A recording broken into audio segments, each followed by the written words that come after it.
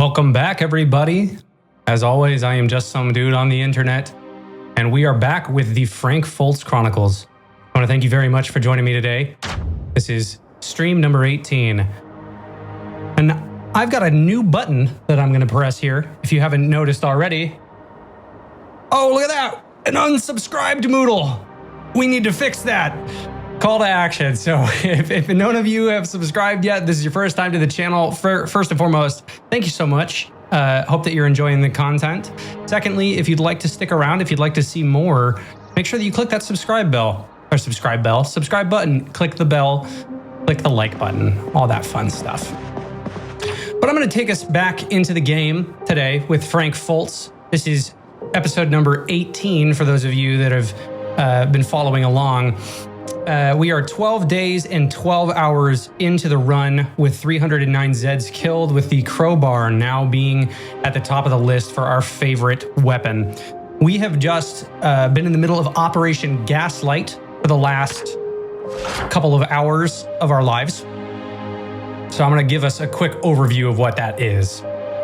Right? The full plan of Operation Gaslight was to pick up the blue generator, drive it to the gas station, drop off that generator, fill our car, retrieve our cans of gas, fill all of that gas, go to the school to retrieve our books, and then drive back to the safe house. Well, where we currently are is at the school again. We are back at the school, 10:10 p.m., and we are going to be getting ready to head back in the direction of the safe house. Oh, looks like Plasmid is joined.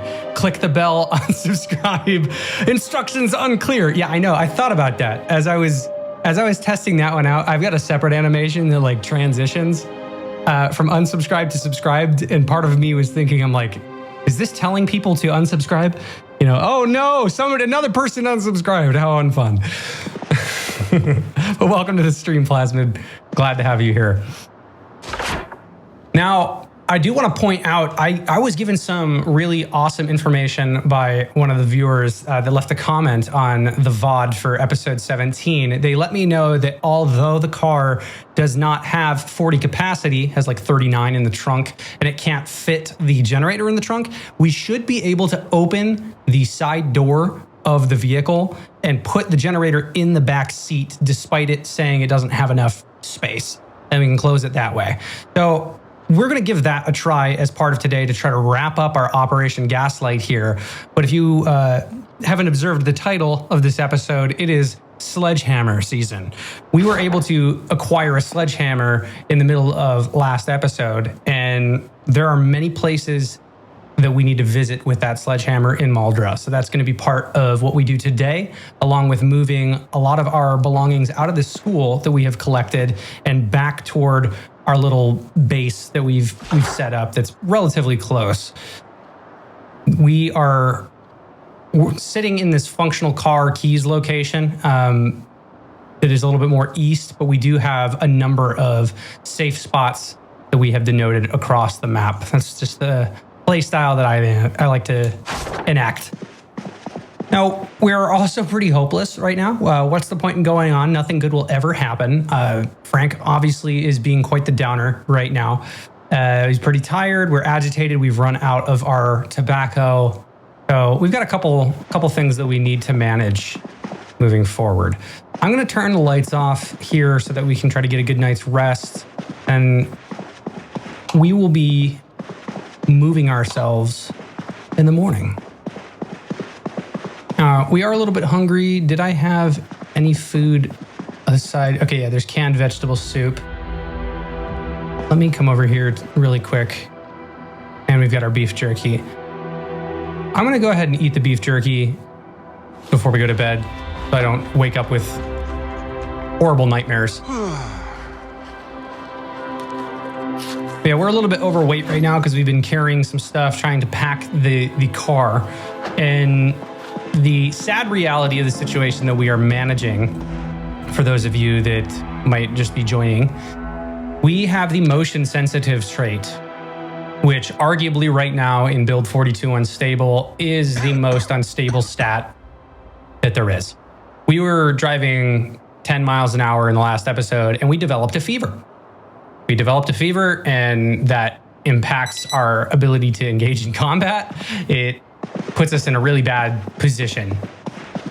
So, like I said at the beginning of last episode, our ongoing ball and chain is going to be trying to manage our mobility, because we basically have a lack of mobility ingrained in our character right now.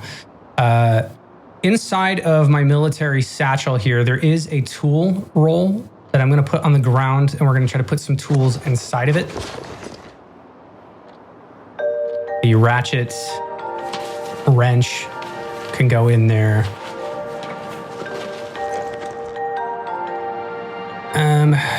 Let's see. I mean, screwdriver, I want to attach that to my belt.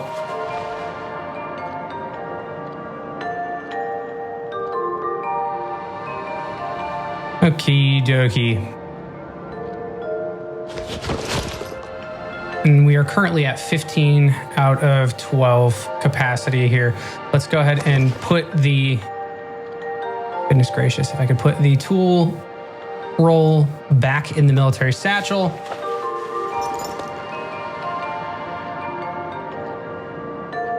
Now, for those that are joining live, if the connection seems like it's being a little bit iffy lately, today, for some reason, my internet's been a little bit wonky again. So no fear. If anything does tend to happen with the live streams, I am recording and VODs get uploaded.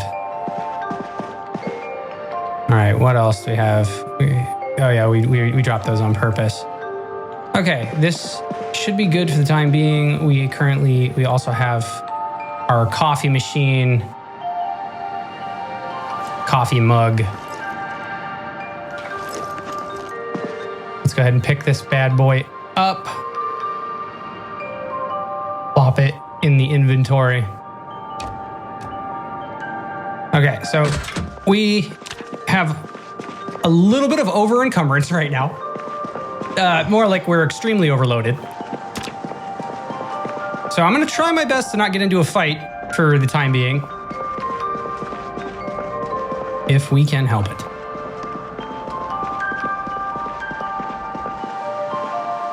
All right, we are good here. I'm gonna get in the driver's seat here, and we're gonna offload some of this stuff that we're dealing with.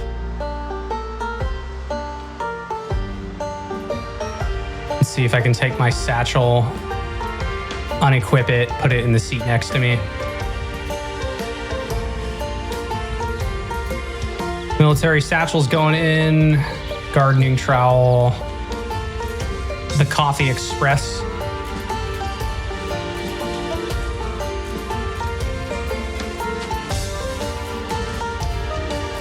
Okay, that's freeing us up. The bolt cutters. We got any other seats that are available? Driver's seat is occupied. The rear left seat. Yeah, okay. We're gonna start dropping some of this stuff off here. Just need to get my weight down. Okay, 9 out of 12. With us being a little bit agitated, that is okay. So let's pull up the map. I'm gonna show where we are gonna be heading for right now. We are currently at the elementary school on the north side of Maldra. We're gonna be taking Wendell Street back onto Main, go up Main Street, and then pop back to where the functional cars are. And actually, I think that we're gonna be going through Hill Street is how we're gonna do this. We'll go through Hill, turn on Franklin, then on to Main Street. But we have to do it slowly because we don't want to get nauseous. All right, there's the 5 mile an hour. Gives us plenty of time to think about our actions. Yeah, so with this mobility being such a hindrance, like this is probably like the worst possible mobility that I could have. I've been thinking about this in the back of my mind as to how I want to manage like loot runs and stuff, right? Because there's so much benefit to having your vehicle that you can stock full of stuff, and going slow as a snail, obviously, like that's going to be, we're going to put ourselves in a situation where like when we're heading toward Echo Creek, do I Do I see myself driving the entire time? Or do I see myself just walking and trying to go that route? So I think before it comes to leaving for Echo Creek, that we are going to stay in the town of Maldra for a little bit, read our skill books, walk around, develop ourselves, and we will leave this training area to go more toward the outskirts, likely on foot, likely hiking with a hopeful like extra large hiking backpack and a sleeping bag. Because I think Frank would be able to travel pretty well with his foraging abilities. I think he's already at level 4. Yeah. All right. Pulling up the map. So we are currently right in front of the storage. So we're going to make a right here.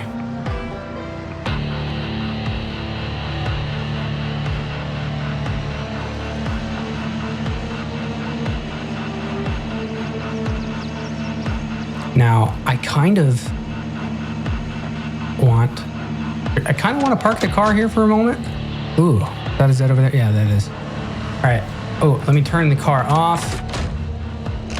I'm thinking that we take a sledgehammer and tear down this gate, or we see if we can use the bolt cutter, actually. I want to see, because I've never used the bolt cutters. I want to see if that's even an option really quick. All right, bolt cutters. Equip in both hands.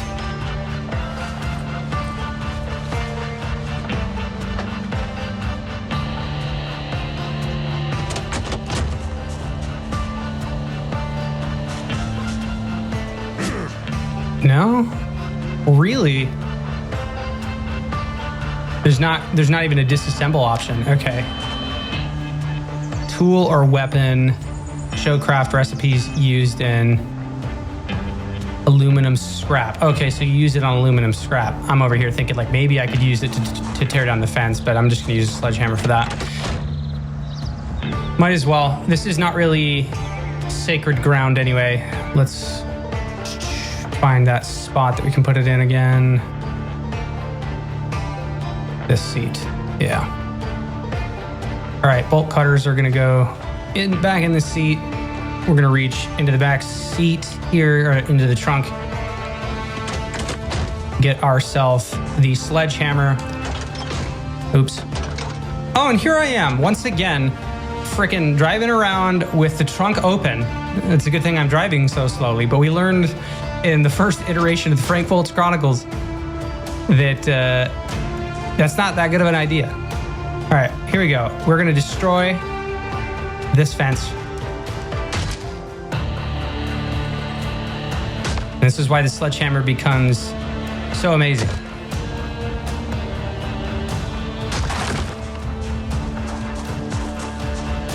Fantastic, fam. Or should I say fam-tastic. Now, we did not readily get to explore this area because we set an alarm off. Hunting knife, steel rod. Let's take a look at our health. Why are we... Yeah, okay, so we got muscle strain. Now, obviously, we're not going to be able to go through that front door. Let's destroy side panel here.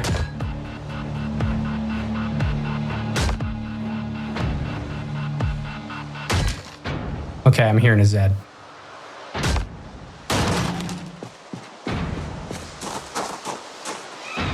Right there, right there, right there.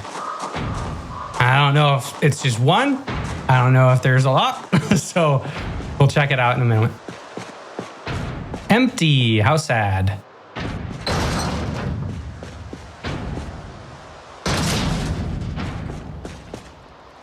All right. And you know what? Let's... Oh, shit. Yeah, it gets darker than 1,000 Midnights. Let's turn the light on.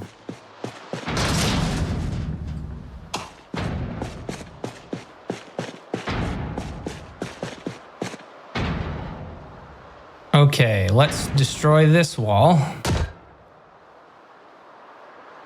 And we're going to see if we can find anything of interest. Jenny. Of course. And boxes. We got wooden chairs. Magazine, Welder Monthly, teaches cut four small metal sheets, which is unread. Mahogany stools, dumbbells, a weight bench, which is great. Copper scrap, and the Jenny. So we're going to mark this spot in particular. If I can find my character. Here we are.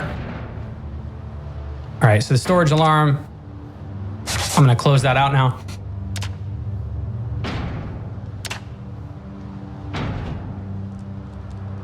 Jenny. We got a Jenny, another one.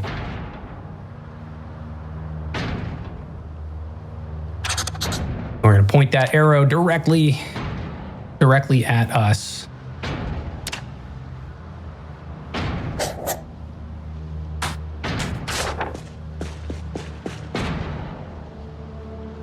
Gonna destroy this wall. Going a little bit further.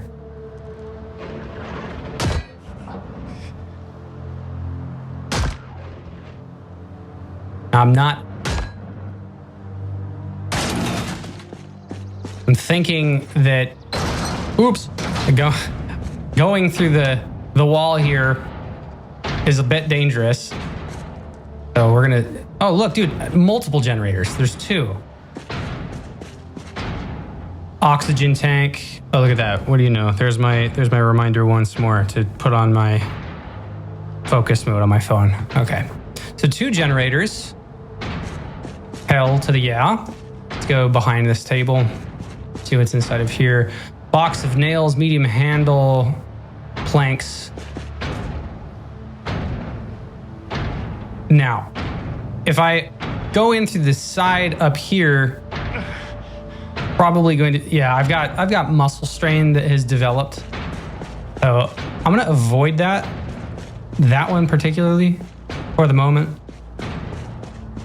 I like that we are able to kind of develop a little tunnel. Okay. In terms of what we're dealing with Z-wise.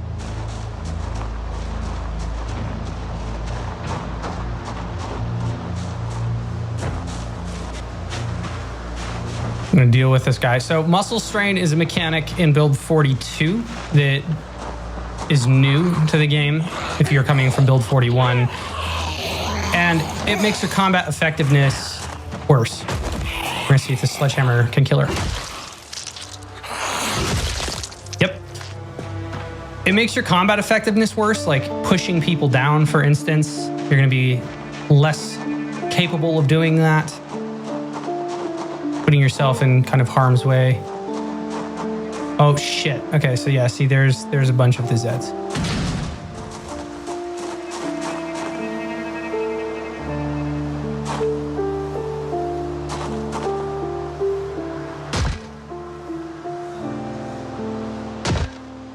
Okay.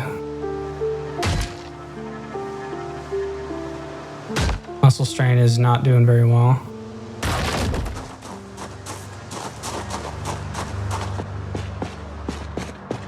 Old newspaper.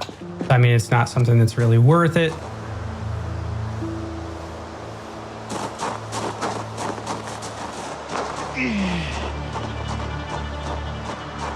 Yeah, I think I opened this door and then that's what set an alarm off.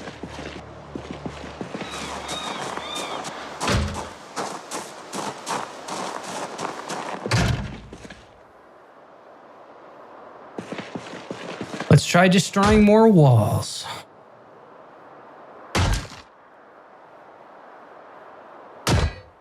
Yeah, we got several more mechanics that we still have yet to really partake in our character at this stage.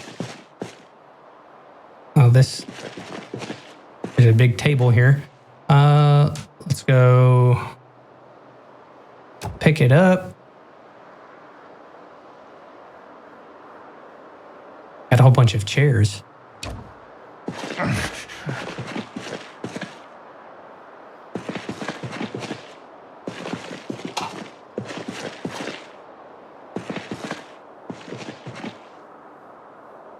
Now, with as tired as we are right now, I don't think that it would be wise to continue. The muscle strain is kind of kicking our ass. So we're gonna take our car and take ourselves back. Plop the sledgehammer back in the trunk.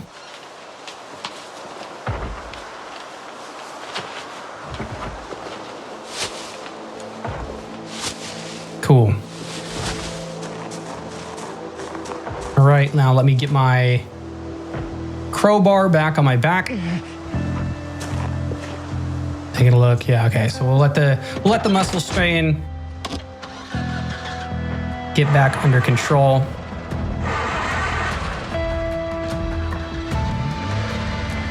But we now know the location of 3 separate Jennies. Now, if you go this slow, I've driven right past a zombie, and then yeah, look at these guys. They're like, who's that? No human would possibly drive this slow, except for one that gets sick from driving. Now this guy's hauling ass. Okay, and then he just turned around.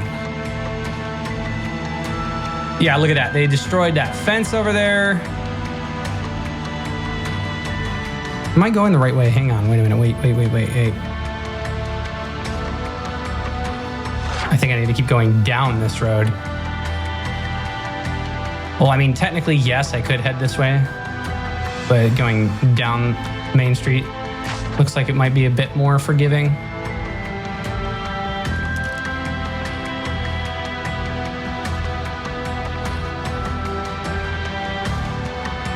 All right, we will get back to our 5 miles an hour and head in the right direction.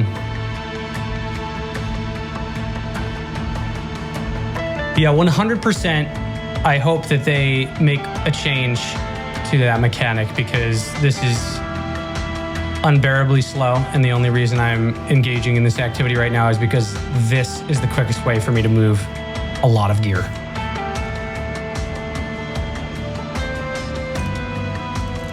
And I'm pleasantly surprised by the lack of attention I have been receiving from these Zeds. Oh, there's one. Don't worry, we're still going faster. We're an unstoppable machine of mass and inertia and agitation with a hint of hopelessness.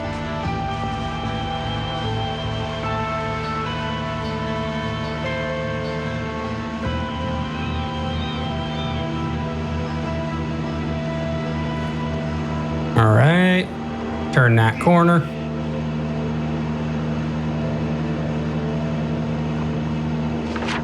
And straight up, my character can look at the map while driving. Awesome. So we'll continue up Main Street, whip around this corner, and then we'll be back. And we're gonna drop off all of our books and learnings and stuff like that.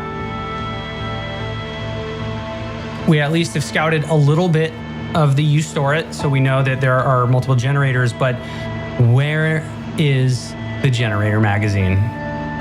You know what I'm saying? We need the Jenny Mag.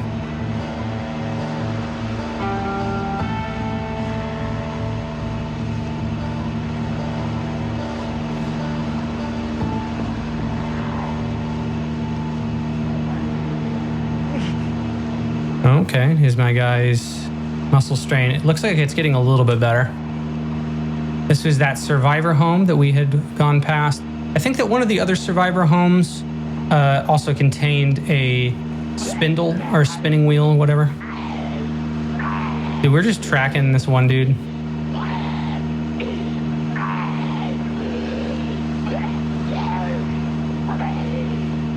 We're gonna drive right past them. They'll never know. How could they know?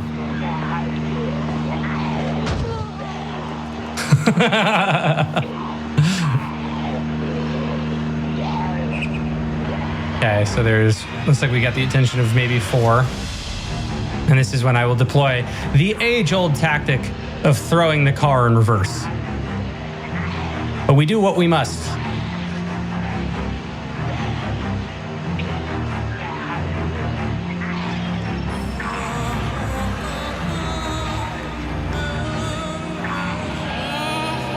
And this guy's shambling pretty fast. Okay, yep, and then our home is right over here.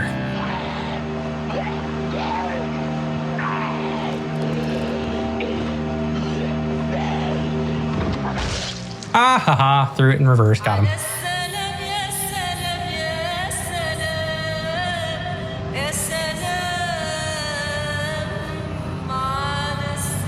Believe this should be the home, right? Let's just double check.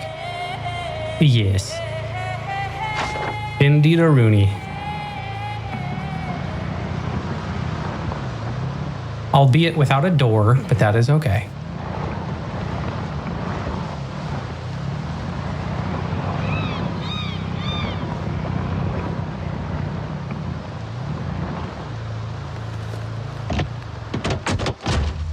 All right, we're gonna deal with our shambling friend over here because I can't have you in my neighborhood.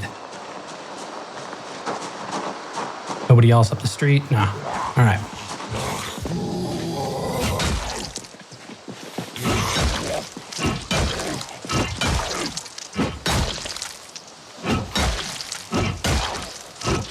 Damn, dude. Took long enough. All right, we take a look in all of our directions. We are good.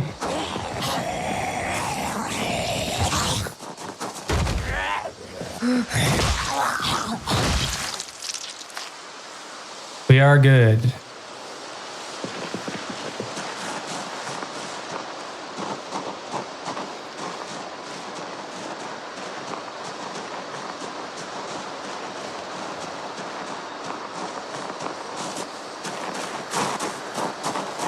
Okay, so let's start with what is in the trunk. We've got our garbage bag. We'll equip it in our secondary slot here. Take that directly inside. And then we've got some shelves. Inside of our garbage bag, let's take all of our skill books, put those to work.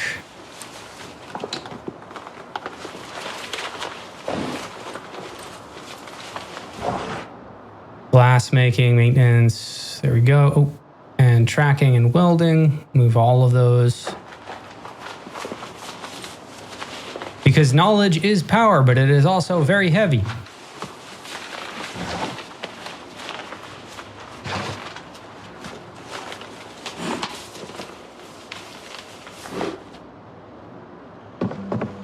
Right, we are going to place, we've got pipe wrench. Let's just lay it on the table here. Start laying some of these tools out that we have.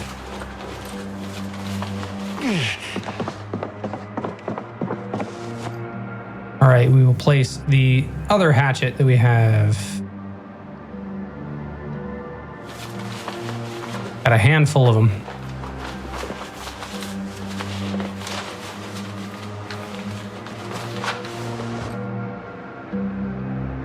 My paper clips. Place both of them.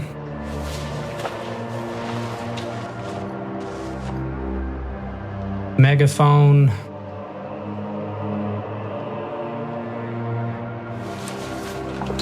That'll be great for getting some attention. Honestly, might try that with that large crowd. All right, this gun already has ammunition in it. We're gonna place it next to the satchel. We'll rotate by holding R.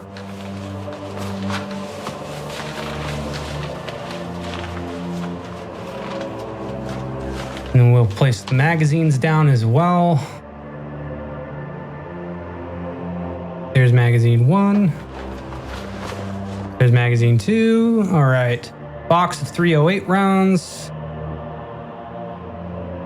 I loved whenever they had added this mechanic to Project Zomboid because you used to not be able to place things in the world.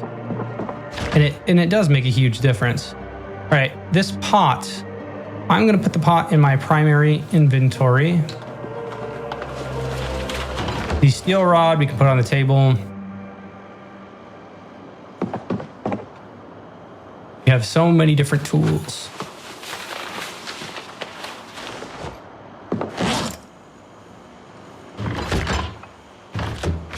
Okay, any of these stale ones, right? So there's the pork chop that is stale.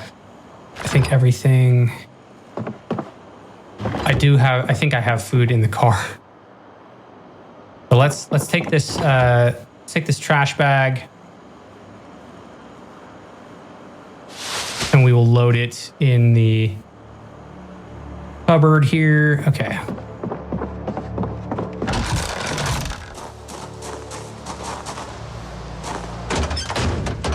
Yeah, having a spade, a hatchet, sledgehammer, and the shotgun in the car, I'm fine with. So we're gonna leave those in the trunk, but let's grab what we can from the seats here. Namely, we need our military satchel, so we will equip that. Or we'll wear it, sorry, not equip it. We've got the coffee press that we'll take out and place inside.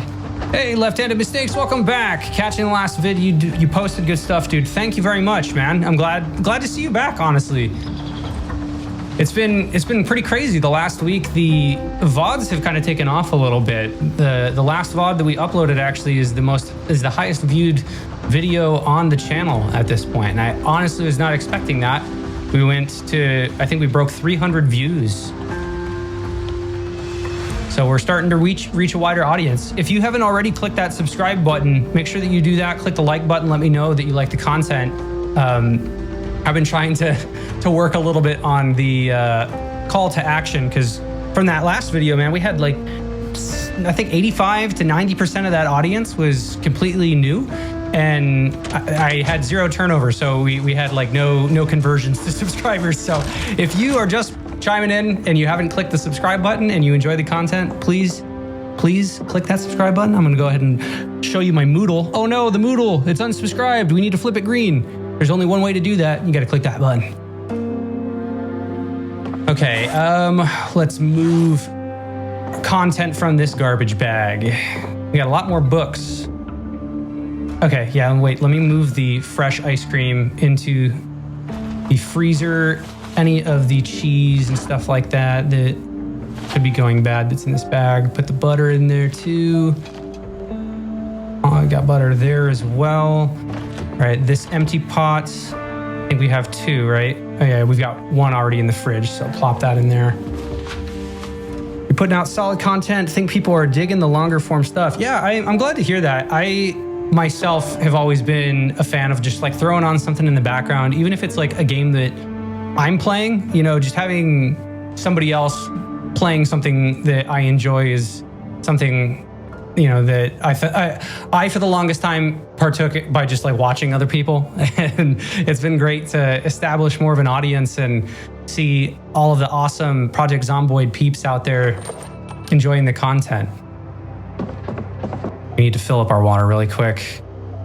Oh yeah, while I got people on the stream, I will let you all know that this upcoming Friday, we are going to be doing something new on the channel. So we've been doing Project Zomboid as the staple of the series, and that will continue every Sunday.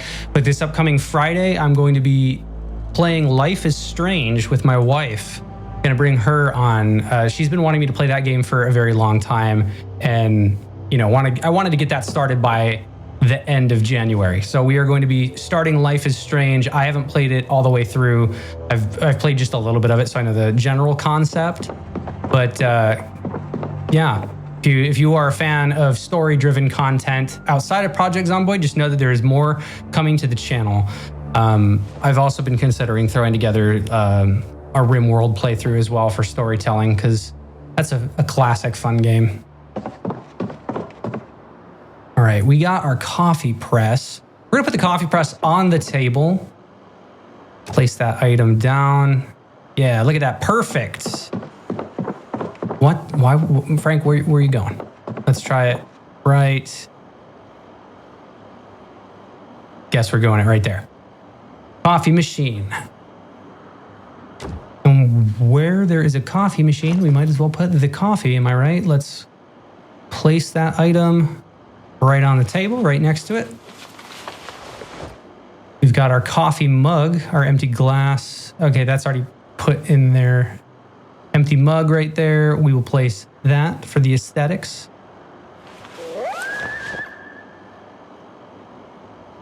Okay, we've got our 2 bowls. I quickly want to take this. Show craft recipes used in. Awesome, look at that. With our 2 bowls, we can now make bowl of soup. 2 bowls of soup. I thought that was kind of stupid that we had to divide our thing into 2 bowls as opposed to just, scooping it up or whatever. But maybe you need a ladle if you wanted to do that. So your last vid, you picked up a schematic for a tarp chest rig. Thing is awesome for storage, even if you're not using guns.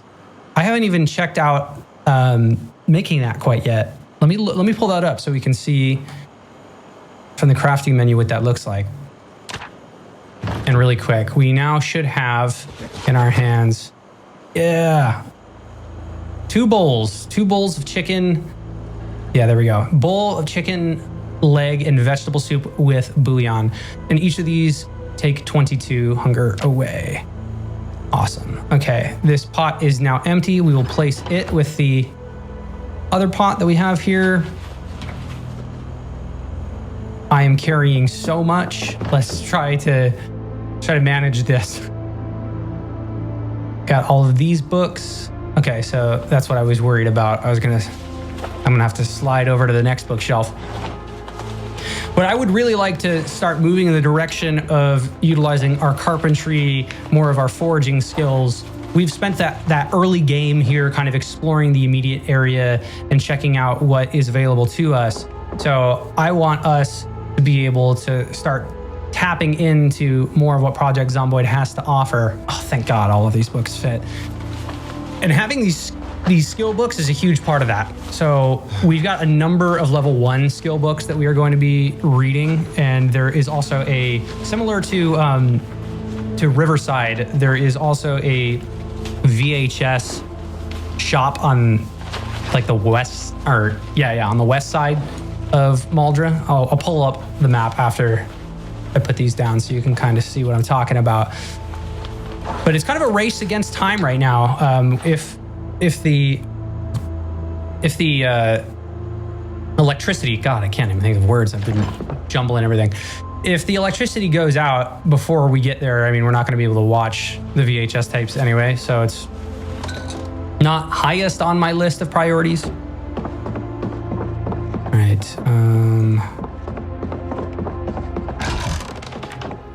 Oh, fantastic. Cool. Yeah. I'll put the box of batteries here. Sweet. I'll move the chisel and stuff, or the trowels in here.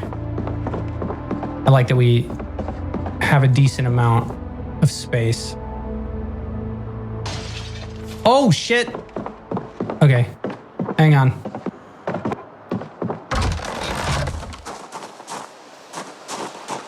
I heard a window. Yeah, you bastard.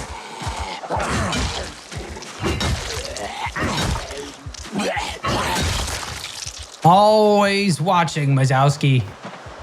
Damn, broke my fucking window. Okay, so we're gonna have to fix that now.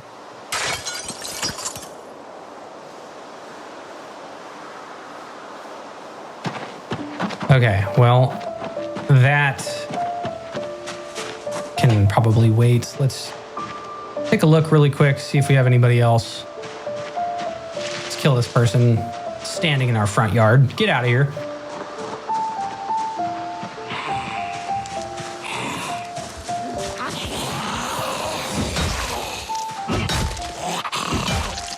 And you'll notice our health is coming back up now.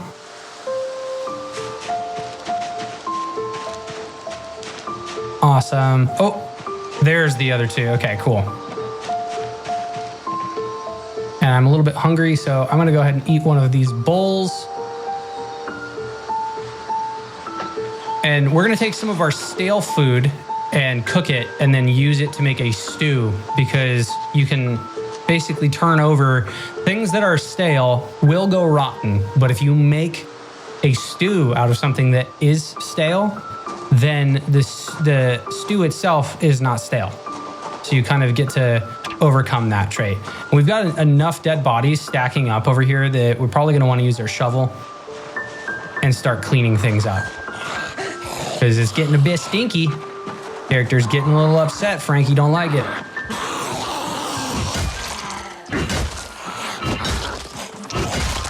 All right. And awesome, the muscle strain is gone. So we'll just manage that in bits and pieces.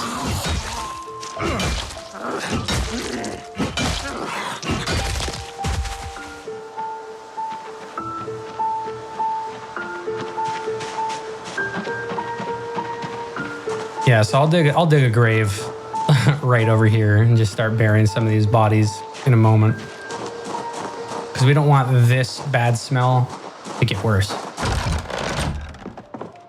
Okay, let's take some of the things that are stale in the freezer. Mutton chop. Hang on. What is that sound? For the love of God. Hey, it's just a rickety old house. Scaring the shit out of me hearing sounds now. Okay, back to this. Stale pork chop. And are all three of these steaks stale? Oh. Stale, stale, stale. Yep. Oof. Okay, what else is stale? The mutton chop. And we should have a pan, I think. So here's what we're gonna do. We are going to grab these pots. We're gonna fill them with water. And that water should still be working, right? Let's look. Yeah, see, it says unlimited, so we're still good. We're gonna fill both of our pots with water. We're gonna cook ourselves the stale food and then start making a stew from the stale food. We can divide them into bowls.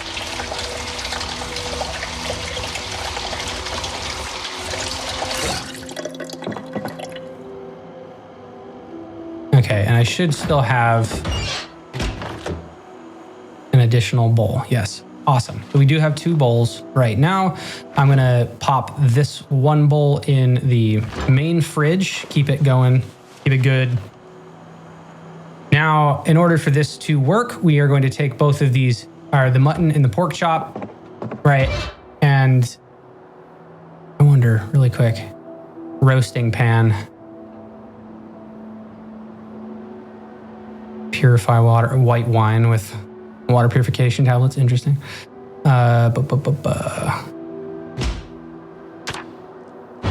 Okay, we will cook the mutton chop and the pork chop. I was just checking the roasting pan, making sure that we didn't have to cook or do like a combination of those two. So we're gonna cook both of these stale items, and once those are all the way cooked is whenever we're gonna make our soup. All right, from our satchel, we've got our water purification tablets, painkillers, our tool roll. Tool roll, we're gonna place that right on the table as well. Probably gonna wanna put stuff in that roll, to be honest. All right, the box of shotgun shells is, we're not using it, so I'm going to place the shotgun shells in the trunk. Let me just double check that the food is. Okay, so it's still thawing. We're good.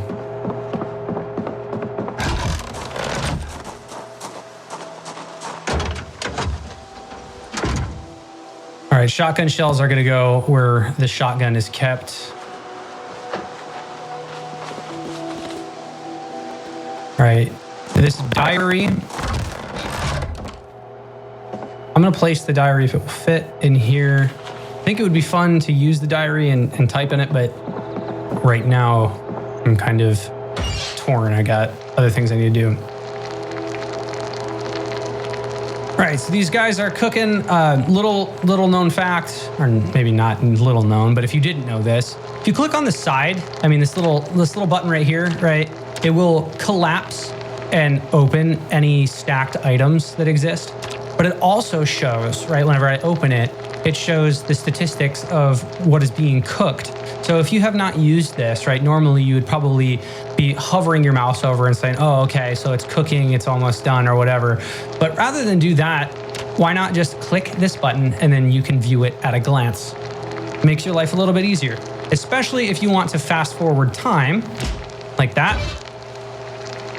I can view and see the cooking status of everything that I am cooking. And I'm going 2x speed just in case anybody breaks through my window or some shit like that. All right, here we go.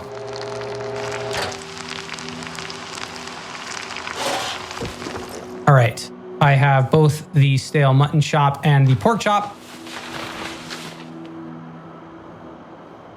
Ah, look at that. Yeah, so you can create a roast. But we're not looking to make a roast. We are looking to make a stew. So I'm going to throw in a stale pork chop into one of these pots. And then I will add, again, stale pork chop. So we have pork chop stew or meat stew right there. And we still have mutton, right? So if I wanted to, I can go ahead and add in the mutton chop that's stale. We'll do two pork, 2 mutton.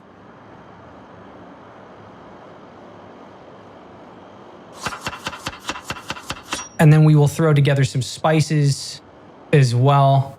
All right, so our stew currently, let's take a look at it. Base, it is 60. It gets 60 of our hunger, right? It looks like it'll help our thirst and will help with unhappiness, but we're going to add some additional stuff on top of that. So we're going to add the, we've got salt as a seasoning. All right, let's walk over to our refrigerator, right click, and now you can see all the other things that we might be able to add to this stew. I'm going to add some fresh broccoli. So now we've got 2 meats, a broccoli, and a seasoning. We're going to add some packaged corn as well.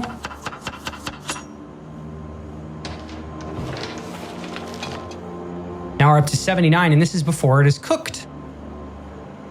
So now look at the last thing that we're able to add, right, is like butter and stuff. But I'm going to save the butter because, I mean, our weight is going down, but I feel like that's, actually, you don't use that much butter. So let's add butter as a seasoning. The butter is going to add more calories so that we will not be losing weight. If you think that you just fill up your stomach and you're going to be okay in this game, not the case, by the way. You need to balance your macronutrients.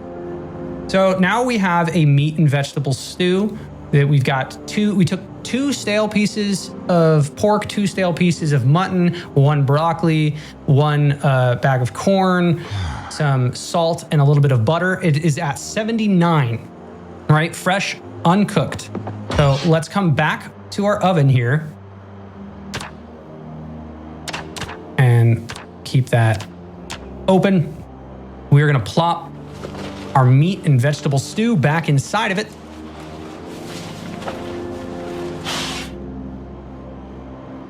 Oh no, there's that unsubscribed Moodle again.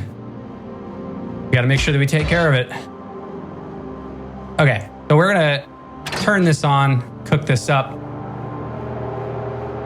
Living and thriving in the zombie apocalypse. So once this gets cooked, we're gonna see that go up from 79 to maybe even like over 100. So while this is fresh, it is uncooked. Make sure that you do cook your stuff if you want to get the most benefit out of it. And I bring this up because For the longest time as a Project Zomboid player, I had just walked around and ate all of the raw ingredients that I saw. I was like, oh man, you know, I'm in a hurry. I'm gonna just eat this entire bag of dried peas, or just like the coffee situation, right? Oh, I don't want to hunt down a cup, so I'm just gonna go ahead and eat raw coffee grounds. While that does work, first and foremost, it will make you very unhappy to do so, but you're also wasting those resources.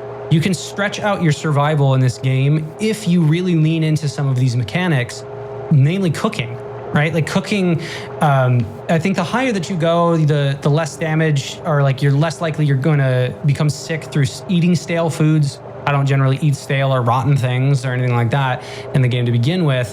But the best part about the cooking mechanic is that it will take these items that would just kind of disappear if you ate them whole, and it extends their shelf life.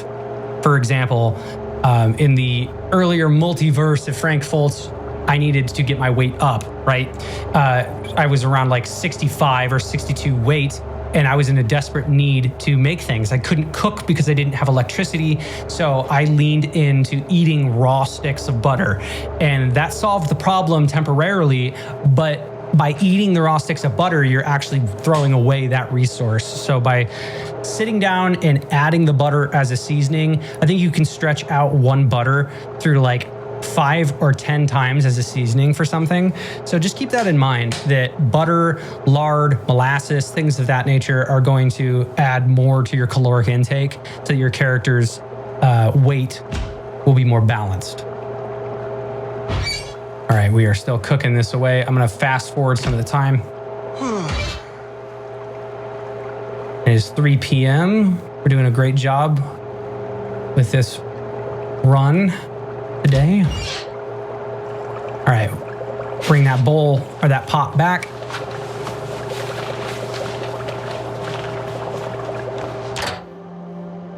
Nice. Now it takes 102. So we've got 2 bowls. I want eventually to have another one so that we can separate this into 4 bowls, but we can right click. Can I right click the bowls? Bowl, transfer liquid, create salad, create a pork chop salad. No, thank you. Show crafting recipes, divide into 2 bowls. No, that's, double click it. There we go. So obviously having 4 bowls would go a little bit better for us so that we can, must be cooked to portion. Yeah, it would be fine. So now take a look at the bowls, right? Each one it takes away 51 hunger. And this other bowl that we have, let's close this back up. It's fresh, it's cooked, takes 22. So we'll put our bowls in the fridge. We've got 3 different bowls of food here.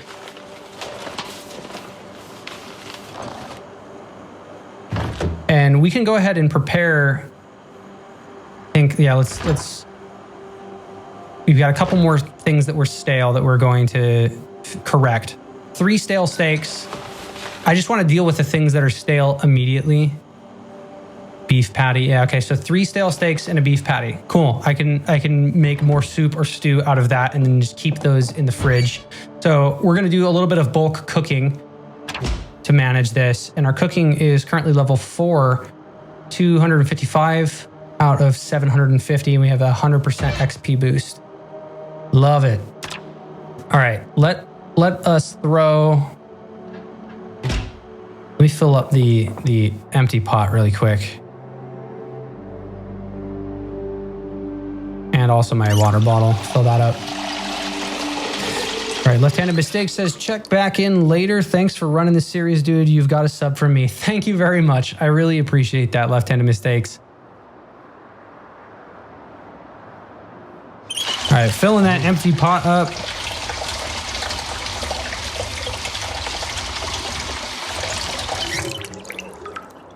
Wonderful. Okay, let's cook that extra meat that we have, that excess meat that has gone stale. We We got a lot of stale stuff. Oh my God, a lot of stale stuff that we want to cook. Oh wait, hang on. This pork chop is already cooked. That one is already cooked. Okay, cool. We must still have just a little bit left over, it looks like. Oh, hey, Floyd, welcome. Yo, I should really be sleeping, but I happened by here to watch the cook show. Yeah, welcome back to the cook show, folks. We are just kind of bulk preparing some stuff. We've got ourselves the bowl of chicken and leg and vegetable soup and a couple bowls of meat and vegetable stew. I was able to make it back from the school, and I am going to put to work your suggestion. Do I hear Zeds? Hang on. One moment. Yes, I did. I'm going to put to work your suggestion to take this car up to that Jenny and see if I can put it in the back seat. We found 2 more generators because we used the sledgehammer and broke open some of the you store it, but the muscle strain kind of got the best of us. Where the hell are my uncooked things? Are they in? Dude, did I put those? I put them in a garbage bag. No wonder. I was like, where the hell did my food go? Well, I'm glad to have you in the stream, Floyd. And if I could ask if you haven't already clicked the subscribe button, we're trying to fix this unsubscribed Moodle that keeps popping up on the screen right now. And the only way to fix that is to click the subscribe button. So if you haven't clicked the like and subscribe button, we want to bring that Moodle to green. Okay, we're going to turn this on, cook this guy up. So this should hopefully manage the remainder of our stale stuff that we got. I have already. I was 50th or 51st. Well, thank you. Thank you very much. I always am inclined to ask. I was pointing out to some others, this last video reached over 300 views, which is the most that the channel has seen, and didn't look like it turned anybody into a subscriber. So my next major thing is, hey, if we got people watching some stuff, to see what I can do to get them to click that button. So let me just show my appreciation, say thank you very much for subbing. I'm glad to have you here. And thank you very much for the tip. I'm going to put it to use tonight. And that Jenny, I think that we're gonna try to find the the Jenny magazine. One place that I thought to look that might be a good place is the electronic shop here in Maldra by the elementary school. God, I can't speak. Stumbling over myself. The elementary school right next to it was the electronic shop. So I think that I might check that out because odds are there's probably additional generators, but who knows? Might be a really good opportunity to find the Jenny Mag there. Plus, we've already read the first generator magazine, judging by all of these little arrows that we have here in like one of the first or second streams of this version of the Frank Fultz multiverse that we've got going on. We read electrical level 1. So might be worth us stopping by and dismantling some things. Because if you get your electrical skill up to level 3, and I believe your mechanics to level 2, audience, if you aren't aware, if you're new to Project Zomboid, you can hotwire cars that way if you're not starting out as the electrician. Guess it goes slow in the beginning. Hope the tip still works. Yeah, we will definitely try that, Floyd. Oh, I never play Moldra. Sounds like a worthy endeavor. Yeah, I'm going to give it a try. I think it might be worth a shot. This is my first time being back in Moldra in quite some time. I played the majority of my last run in Echo Creek before that run got corrupted by 42.13.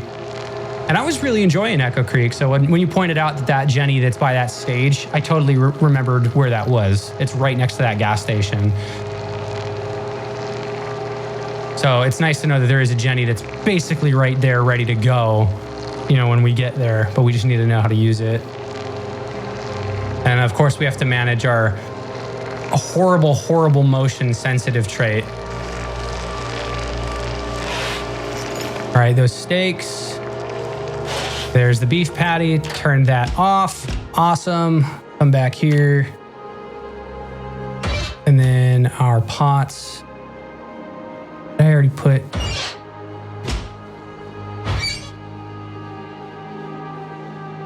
where are the pots at? Are they in my inventory? Yes, they are.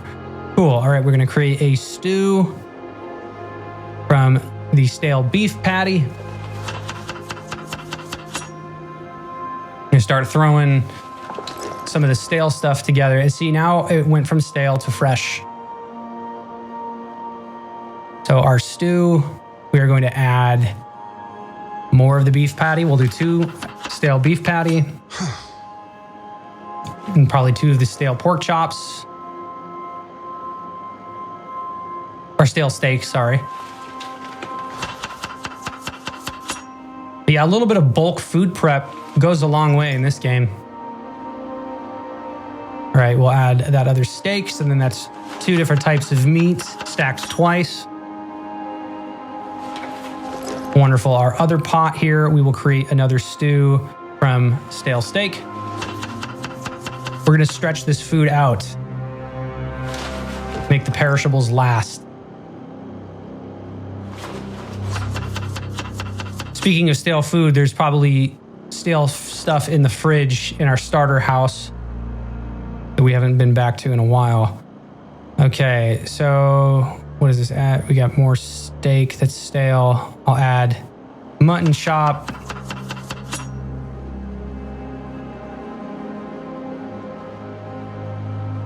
And then we will add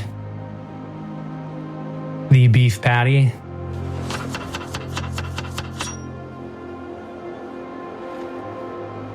That's at 80. So this is just beef stew. Okay, and then that needs salt. Add a little bit of salt to this other stew. I'm gonna try throwing in some chickpeas to one of these. Beef and mutton stew with some chickpeas.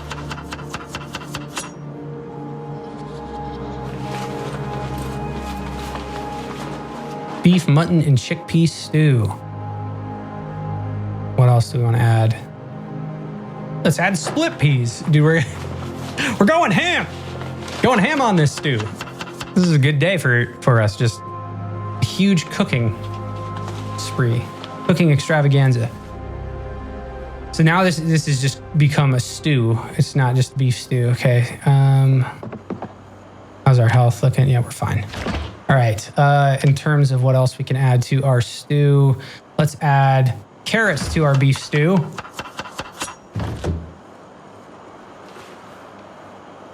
And then our other stew, we will add butter.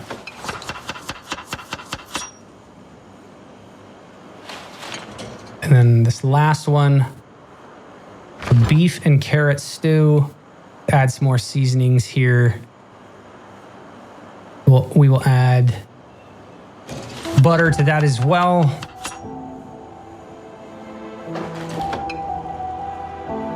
And then we will add our packaged corn. So this is just chock full of stuff. 98 before it's even cooked. Beef and vegetable stew. And I think that, yeah, and we don't need to add cinnamon on top of that. Anything else? Yep. Okay, so we will cook both of these at the same time.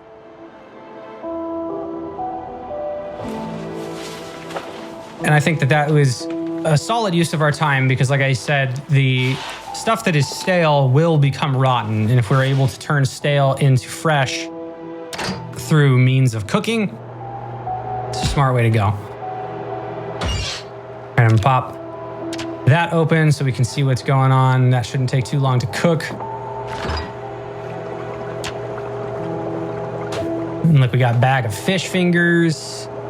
This stuff is still looking good. We got frozen hot dogs, ham for if we needed to make a sandwich.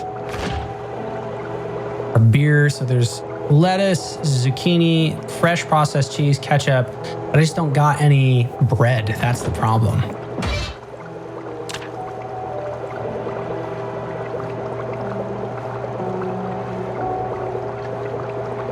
Oh yeah, and then left-handed mistakes had told me about the schematic that I had found. Yeah, that tarp chest rig. I'm gonna pull up the crafting menu. Oh, tarp. Ooh, a tarp chest rig. Okay, so like you You put this on your back? Oh shit. Okay. I don't know why I was thinking like chest is in like a chest on the ground. So medical shears, forge needles, 3 tarp pieces, duct tape, sinew thread, or just normal thread. It requires tailoring level 5 though, but I do have the recipe. So that's sick. That's cool. We'll keep that in mind. We have plenty of skill books to read. Doesn't replace the fanny packs? I don't think that one does. Because I think fanny packs are worn around your waist, and I think you can wear one on your front. You can wear one on your back as well.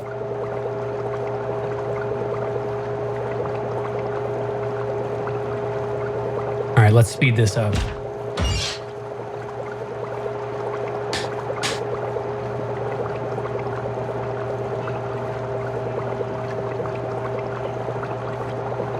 Okay, just about there. Turn it off. Move both of those into the main inventory.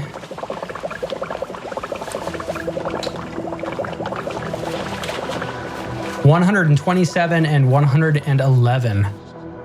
Yeah, chest rigs shouldn't, but Alice shoulder rigs do. Oh, okay.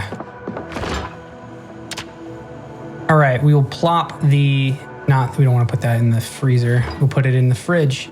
Beef and vegetable stew, fresh and cooked, 127 hunger. And we can divide that up into 4, basically. And this keeps me from having to eat my chips and cans and stuff like that. So we burn through the things that are readily available to us that will go bad while saving the stuff that, like the colas, ginger ale, ketchup, like that shit's not gonna go bad. Let's go ahead and eat this other bowl here. And I'm curious how our cooking is looking now. How's it cooking? 382. Yeah, dude. We're going to be close to leveling up. We keep making stews and stuff like that. Full to bursting. We love to see it. Gives us a little bit of a combat bonus. All right. Empty bowl. Plop you back in the fridge. All right. We do need to fix our windows. Okay, that's the backpack. I'm gonna put these rounds in the backpack. The water canteen. Oh shit, you can attach the canteen to your belt. Didn't know that. Okay. And then our crowbar. Okay, so everything else, I think we still got a little bit of stale steak. Put that. Can I eat through the rest of them? Pork chop, that's 11. Oh man, there's still more steak. Okay. We're going to put the cooked stale steaks in the fridge along with the pork chop, because we don't have another bowl. If we find more bowls, we can always bring them back, but I think we're doing all right. All right, was there anything else in the car? Let's deal with the bad guy. I know that we got to deal with the dead body situation.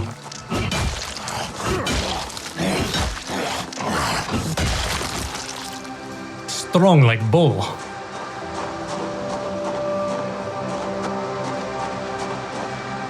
Heck yeah, okay.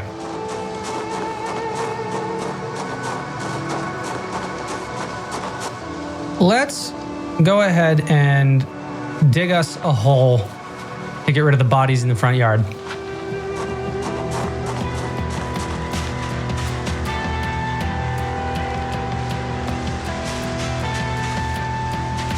All right, this grave is going right here.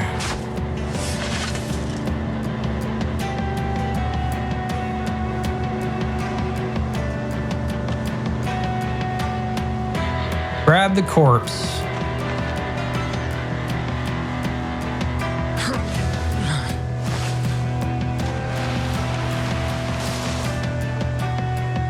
bury this corpse.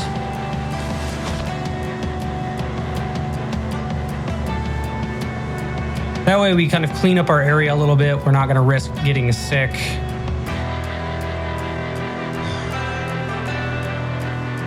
We'll make these bodies disappear.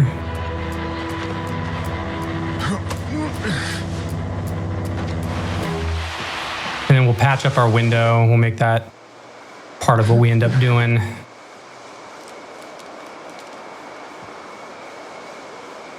Now, I've mentioned this in previous streams for new players to Project Zomboid or Project Zomboid Build 42, specifically if you're playing on the unstable branch. The bad smell that says PU something smells, that is, again, something that you really want to manage. There have been numerous players that end up, posting on the Project Zomboid subreddit asking, why did my character die? I fell asleep in my car and then I died. Only to realize that they had fallen asleep next to a whole bunch of dead bodies. And if the smell icon here goes from light red to darker red, that you can start getting very sick from the dead bodies. So if you have ever died because you've fallen asleep in your car and you're like, I have no idea what the hell happened, that is likely your issue. So just make sure that you're cleaning up after yourself in the event that you are sleeping in the area. Just a friendly tip. And we are out of breath. We got to be very careful when we're moving all of these bodies and stuff like that. It's making us tired. Speaking of tired, we are drowsy.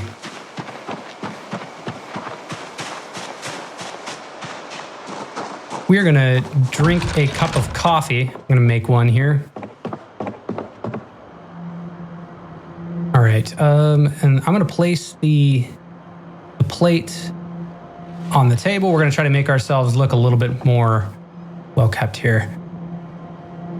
Place the kettle on the stove. Place some of these things in there. Saucepan. Yeah, turn that handle.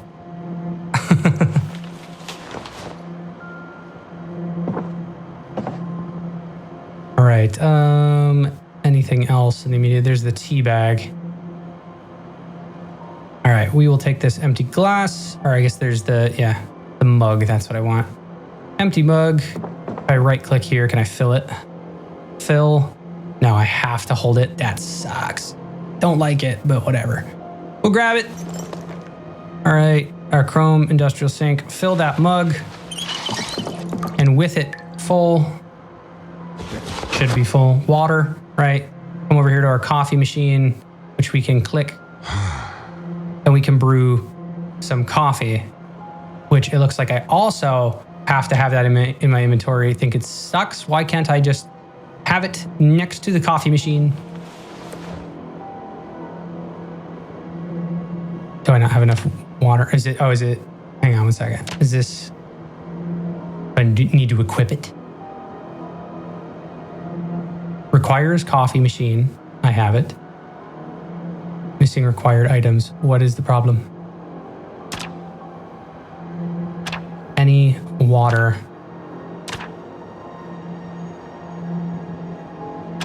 I have a cup of water. What are you talking about?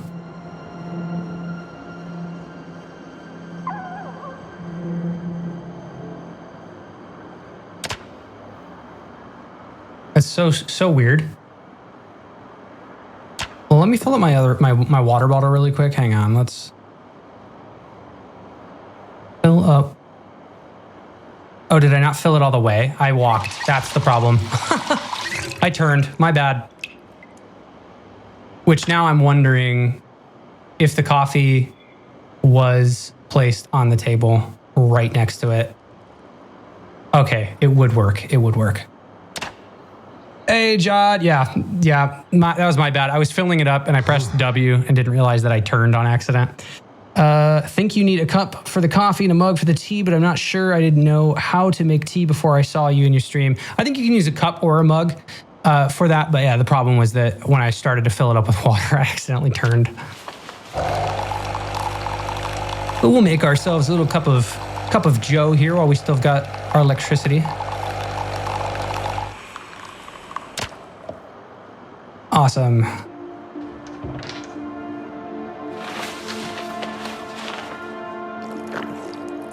And we're gonna keep burying some of these bodies. Clean this up. All right, there goes the tired Moodle. And I saw a tea bag in here anyway. And let's see, let's put this to the test. You said, I think you need a cup for coffee and a mug for tea.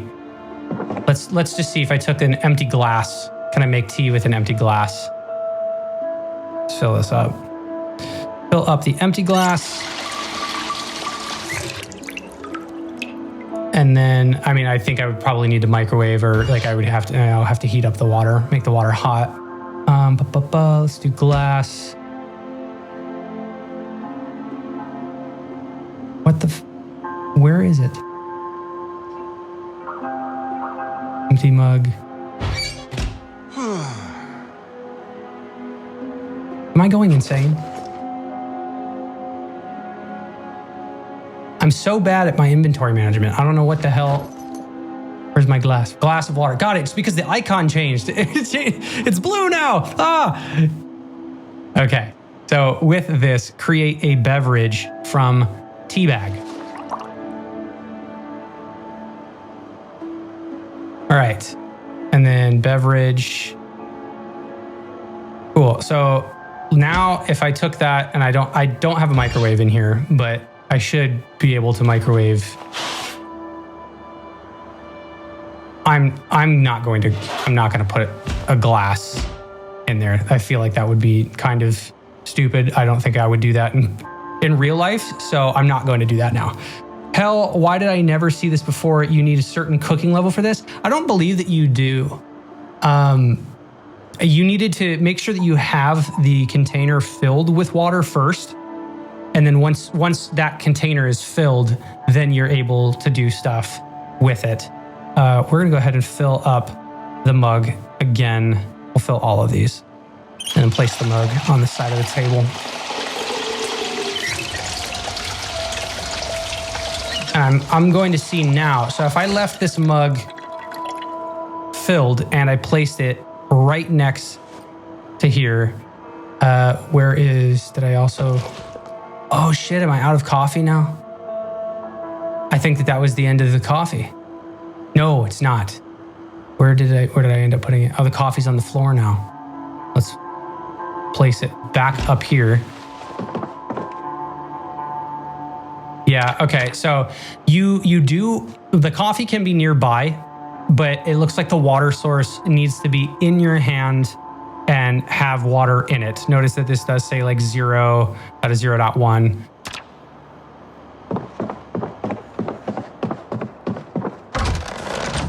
All right, nobody else in our neighborhood causing problems. Okay, cool.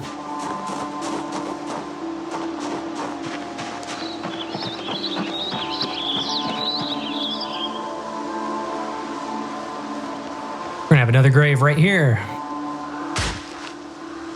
I don't feel like taking them over this fence.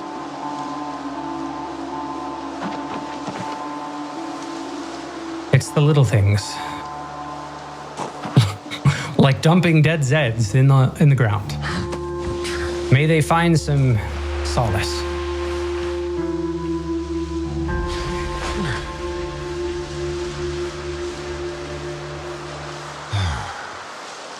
Yeah, and Floyd, the other thing that I found out the hard way like many hours ago in build 42 with the crafting, I was like losing my mind with the fucking can opener. I could not figure out. I was like, what am I doing wrong? I have the can opener. I didn't even have the can opener. I had a knife and I was trying to open a can and it wouldn't let me open the can. And I thought, oh, did I not? Yeah, okay, I'm doing right.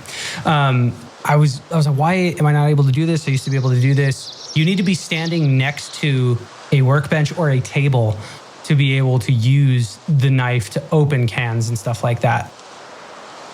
Yeah, you are able to open it with a sharp knife, but you have to be standing by a countertop.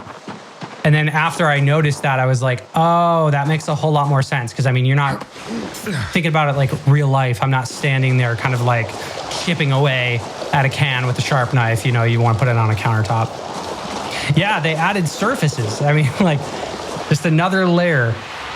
You can do that on the floor in real life. Yeah.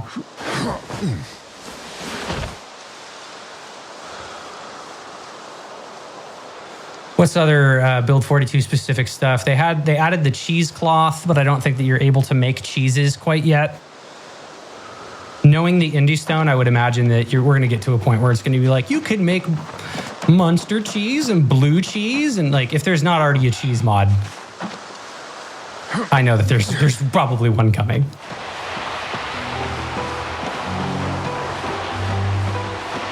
So we successfully fought off that tired Moodle. You use it for some complicated recipe like pressing flax seeds. Yeah, that's right. Or something like that. Yeah, that's correct. Which I would have gotten the opportunity to really explore those things in my last character had this last patch not just completely blown it away. And I think on that character, my day-night cycles were either 60 minutes or 90 minutes as opposed to 120. So the time moved, wow, voice crack. Time moved by much quicker in there.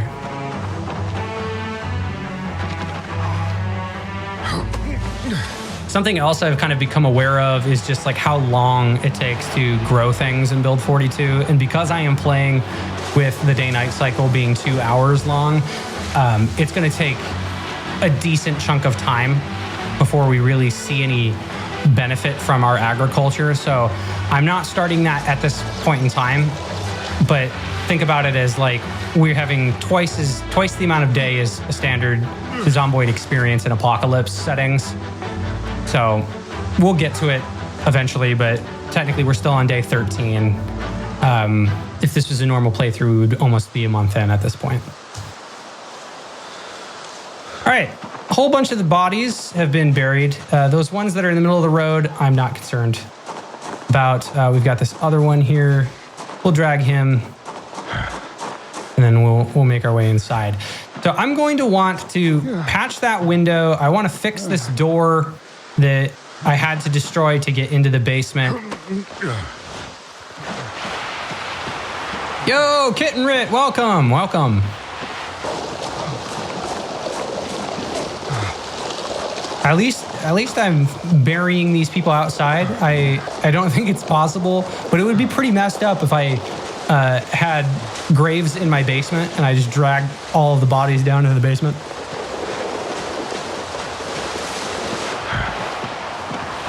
The rain should wash away all of this blood too, but we should probably clean our character up. Yeah, we are very, very exhausted right now. No muscle strain from moving dead things, though.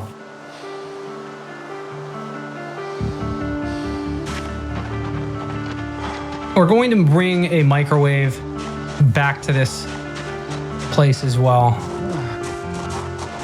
Would it still be considered serial unaliving if they're already undead? I'm a serial undead killer. I only kill the undead, and I kill them with cereal. That's the twist that no one's expecting.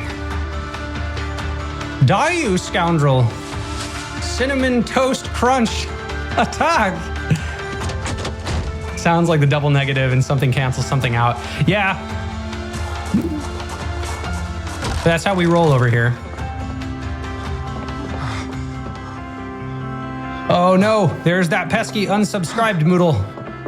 If you haven't clicked subscribe and you're joining us now, either in the VOD or in the stream, make sure that you click that button so that we convert that Moodle over to green. All right, we got mechanics too. Yeah, we'll move that over here.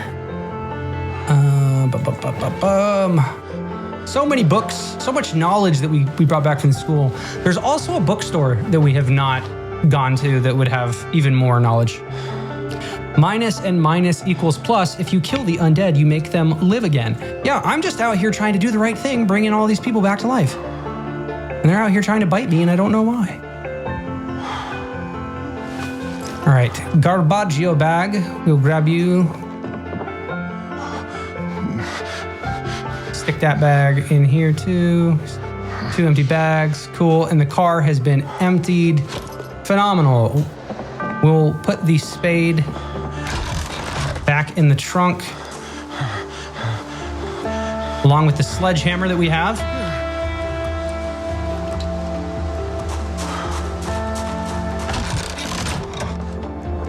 Okay, I'm going to, since it's 10:20 in game, what's a book we need to start reading more of? Maintenance 2. I mean, and we're almost to level 4 already at this point. I don't know how worth it would be, but I'm gonna do it. I'm gonna read up on maintenance 2, sit in this chair, or we'll sit in our nice chair here. We'll rest, and as we are resting, we'll read. Not all heroes wear capes. Some wear bloodstained clothes and carry a sledgehammer, says Kitten Rit. Tailoring, underrated skill. Yeah, tailoring is 100% an underrated skill that I want to make more use of in this run. Hang on, I'm running over one of my cables. 1 second. Gotta fix that. My headset cable. Yeah, that tailoring skill, we did find a survivor house in the last episode that has a spinning wheel in a basement. So that's another thing that we could bring back to this location. Tailoring is a lot of, cutting people's clothes and getting thread and then putting patches on your clothing. But it looks like the crafting mechanics with tailoring have really been stepped up in build 42. When we saw that you can build that chest rig, I had no idea that you could do that. By the way, dude, where are you from and how old are you, if I may ask, says Floyd. I am 28 years old, about to be 29, and we're over here in Arizona on the West Coast. Yeah, I've been making content since I was probably like 10 or 11, dipped in and out after, when I was in college. I went and got my degree in computer science and minor in mathematics. So my day job, I am a software engineer. And I, particularly right now, my specialty, I've turned from being, in Spring Boot, Java, backend, engineer. I'm a full stack software engineer, so I do everything throughout the stack. But my main focus lately has been artificial intelligence, primarily agentic design. So working on building AI agents.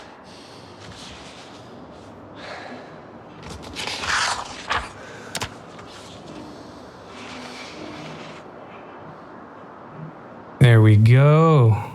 Cool, you got cacti? Yeah, we got cacti over here in Arizona for sure. But I don't, actually in our backyard, I think we have a saguaro that we're keeping upright just barely. It houses a couple of wild animals out there. That's big. I'm guessing your drawer is full of ideas to develop. Yeah, dude, that's my problem. One of the things, it's like a blessing and a curse with AI agents, because I am able to innovate so insanely quickly in an expedited way. But I'm not a vibe coder. My degree was in software engineering before AI became a thing. So I definitely spend a lot of my time focused on software design and, maintainability, reusability, design practices. Software engineering design patterns are a huge thing for me. Loved that type of stuff in college. Do you feel the fear over AI is justified or overrated? And how do you feel about AI art and music? Well, I will definitely chime in on that. I will point real quick. I have an episode of my podcast that I released, Just Some Podcasts, many, many months ago, almost a year ago, on AI and the state that it was in at that time. And currently, I think that AI, we're experiencing, some people are saying we're in a bubble. Other people are saying that we're not. We're starting to see the camps form that I spoke about almost a year ago. And those camps are formed around I don't like AI or I do like AI. You'll find people that don't tend to use AI for anything, and then there are those that use it for everything. And there's a happy medium somewhere in there. But I don't feel like I feel like AI is overhated. Even in the software engineering community, there are people that I know that take the standpoint of like, well, it's lazy or it's cheating or, like there's any number of excuses, right? And I recently spoke at a university to some college students, and I told them, oh, I'm resting, I want to sleep. I told them that, if you give up in the face of a new technology, why are you even studying the subject? So AI kind of closes this gap. It bridges this gap in many different ways, right? So you find people that are not software developers, software engineers, that suddenly are able to write software using AI, but they don't have the programming principles to maybe understand what is happening on a deeper level. And then you've got people like me that leverage like frameworks and stuff like that to build things out in a more structured manner. In terms of the art, this channel is a perfect example, right? I have gone back and forth between using some AI art in my covers, and plus, doing some photo editing myself on there and trying to use just standard screenshots. I think that AI art is heavily hated. There seems to be a lot of people that are I will say, like, it feels like it's a vocal minority, and I don't really know if that's correct quite yet, just based on empirical data. But what I can tell you is that when I have leveraged AI cover art for my YouTube videos here, we generally get about a 3.5% click-through rate. And, before I was seeing about maybe 2%. So I think using it as part of the creative process has been a huge help for me, like to offload some of that, right? Like if I can focus on like, this is the background for the thumbnail and I just need to change a couple of things, cool, I can keep things moving along. But there are people that try to commission art. And if you're commissioning art and Google Gemini puts in, the AI like ID, like it's an ID that's baked into the image, into the bits, and you're trying to pass that art off as your own and sell it, that's whenever I start to kind of feel a little bit iffy. But in terms of bridging the gap in creativity, we're seeing more people leveraging leveraging AI to produce content, but you're starting to see kind of the dichotomy, right? Like I try to bring more of my human self to the content that I produce. I might use AI as a producer's assistant, but at the end of the day, I'm the person that is controlling what is coming out. And I feel like you're getting the human being out of it.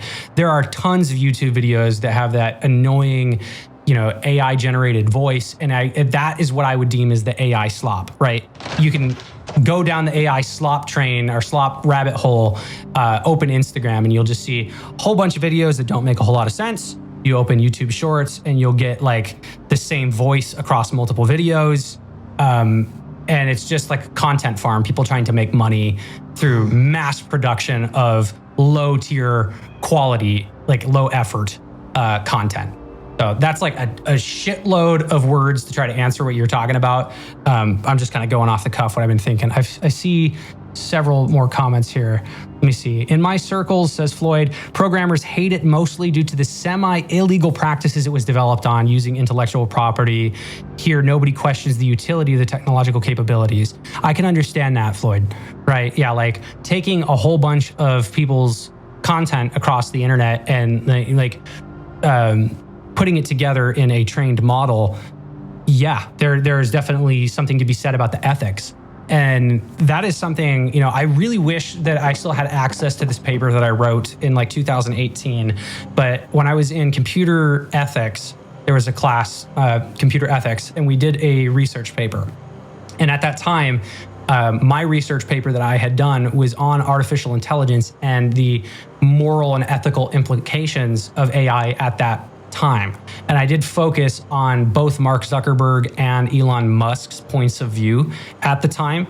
And in 2018, Zuckerberg was in the boat of like, AI is going to be life-changing for everybody and we need it to happen now. And Elon was on the side of, I think that it's the worst thing and it's going to lead to the Terminator, situation. And here we are all of these years later. And now Elon has got Grok, which, I have my opinions about. I won't go into too much detail about my opinions on Grok, but I find it interesting that time has kind of shaped AI in a way that I hadn't anticipated. One of the central focuses I had on that paper was about, I posed the question, I said, at what point, does it become unethical for us to utilize artificial intelligence? Like, would you see an AI being as almost like an extension of enslavement, right? Like if you are able, if an AI becomes cognizant, right, and it is able to, quote, think and have feelings and be self-aware, then at what point does it become ethical to utilize it, right? And I think even in 2018, there was an artificial intelligence that had been granted citizenship in Saudi Arabia. I can't remember the specific AI bot or the AI that it was, but I remember that being a very heated topic of debate at that time. Let's take a look at the chat. What else have I missed here? Yeah, that's slop. Jod says, I don't mind AI art for thumbnails and stuff, but there is that certain AI face design I'm not a fan of. Very cookie cutter like and in a bland way. Kitten Rit says, a lot of AI art also takes people's intellectual property, which is why it gets hate. Not cool to steal other people's work. Kitten Rit also says, I think human created art and music will become more valuable as time goes on and AI grows. I will agree. I will agree with that. Let's see what else. Ken Rit says, I agree. It all looks too similar. I love seeing people made art because it's unique. Everyone has their own style. AI seems very cookie cutter, like you said. Floyd chiming in, the research papers should be saved by your professors. I'm 34 from Hungary, Budapest, and I'm a PhD historian. And as a historian, I can tell you that Elon Musk and his Grok will be our doom. Yeah, I am not a fan of Elon Musk in the slightest. Sophia. Yes, that is exactly the AI I was referencing, Kettenrit. Thank you. Woo! That was a lot of words. Spent the first hour of our character's day there. Let me get our character's day moving along real quick first. We can keep talking.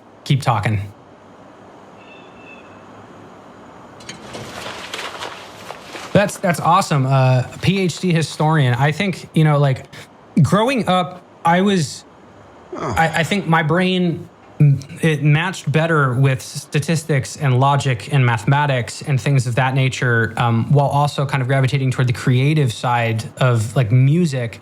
And I was not a big fan of social studies in like middle school and high school, namely because I think of the way that we do our testing here in the United States, right? Like just shove all of this information down your throat and try to remember it all. And here's a test and then dump it and forget it.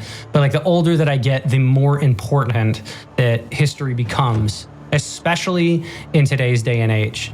I'm sure, if you're a historian, you're well aware of what's going on in the United States. And it's been a hell of a difficult time to be cognizant and aware. I will say that. Bowl to bursting. Okay, there we go. So we were able to stretch that bowl. We ate half of it. How much? We got 130 pages left in our maintenance. I'm thinking, at this point, let's just sit in this chair and read up on this book. No, dude, I'm really engaged in the conversation. So thank you for chiming in. It's nice to hear more from the audience, to see kind of people's backgrounds and whatnot. I don't mind talking about it at all.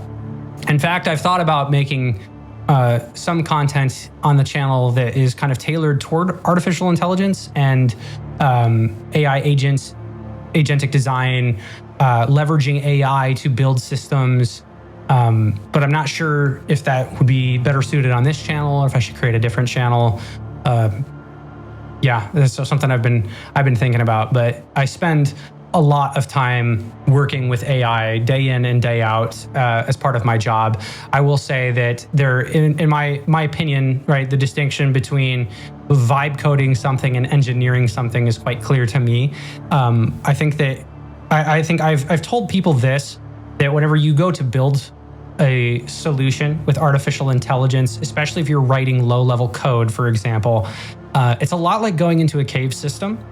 And if you go into a cave system and you don't have a map of that cave system, you're very likely to get lost. You're likely to go down a passageway and think that you know your way around and then get lost. And then that idea dies, in the cave. So I like to structure what I do with my artificial intelligence tools, particularly for development of projects. I utilize a framework called BMAD. It stands for the Breakthrough Methodology for Agile AI Assisted Development. If you haven't taken a look at it, really, really cool stuff. Think of like a workflow that encompasses having like an agent for a project manager and a scrum master and a developer or a test analyst, things of that nature. And it's all very heavily documented so that you're able to adapt.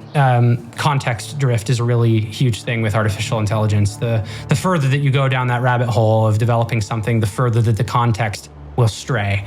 So it becomes an interesting challenge. And having a framework readily available to help solve that problem has been huge. And I haven't seen a lot of people in my immediate area leveraging it. I work with AI outside of my day job.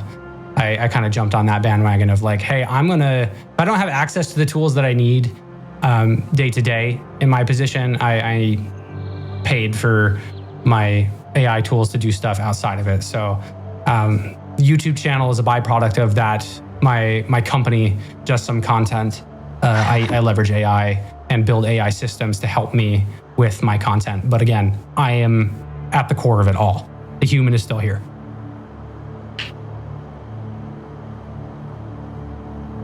Okay, so we finished maintenance 2. That is huge because now we have a 5x multiplier.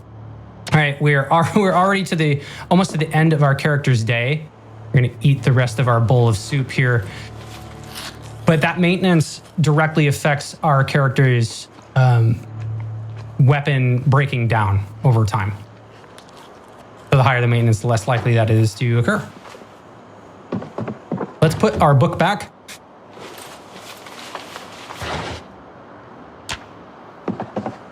And let's put the empty bowl.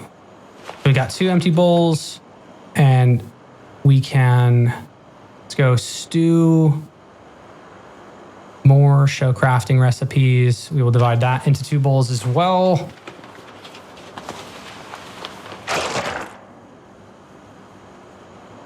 Get a little bit more of our cooking experience. And then before this day ends, we will go out and maybe see if we can steal a microwave. Kind of scout the immediate area. I wanted to finish that maintenance book. I mean, we're close enough. Might as well. And we have the slow reading trait, which is why it took all damn day. Now I learned something new in PZ again. Yeah, there's always something interesting to learn in Project Zomboid. I'm actually, it was today, I was telling my wife, I have an idea. I've been very intrigued by Project Zomboid over the years, and I love gaming, and I love simulation games, and I wanted to learn more about the Rust programming language. It's a lower level language. If you're a software engineer, or if you've worked with the C programming language, that's super low level, that operating systems and such are written in. Rust is like a modern version of that. So Project Zomboid, I believe, is written in the Java programming language. And I thought to myself, what's one of the biggest hurdles that Project Zomboid tends to encounter? And in my opinion, I believe it's the rate, or like when you have a bunch of Zs on your screen, CPU gets locked up. You start lagging, things like that. So I'm gonna experiment building my own little game. What the hell just happened? I clicked on something. What just happened? My character just put a whole bunch of stuff in. Hang on. I'm going to experiment making my own little horde mechanics and stuff like that in a different programming language as a little side hobby. Okay, what am I doing here? We've got the bowl. Yeah, okay, let me take this bowl, cooking pot. Again, you're gonna make me put it in here, aren't you? I'm gonna put the stale stuff in here real quick. Or is it, I can't? Oh, because there's more. Create a stew. Okay, there we go. That's what I want. Create a stew from the stale. Want to be a beta tester for your game?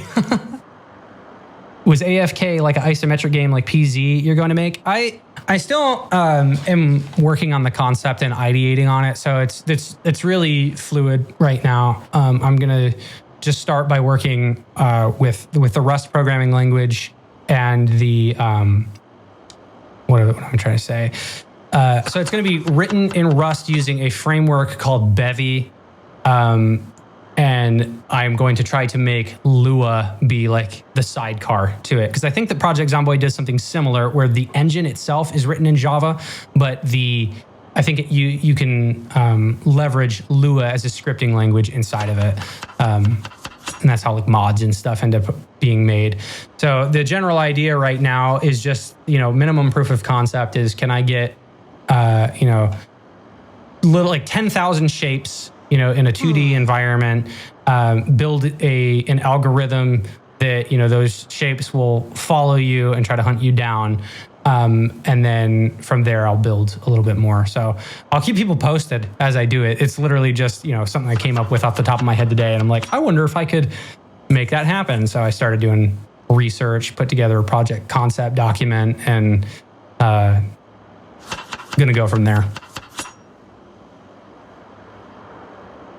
Yeah, I was a little bit inspired because I saw there was a YouTube channel that has like 1,000 subs or whatever, and it was like how I've been building my own survival game as while I've been working toward a doctorate or something like that. So somebody that was legitimately in the medical field building their game from scratch, and it took elements of Project Zomboid and stuff. I thought that was cool. I do know that I would love to incorporate.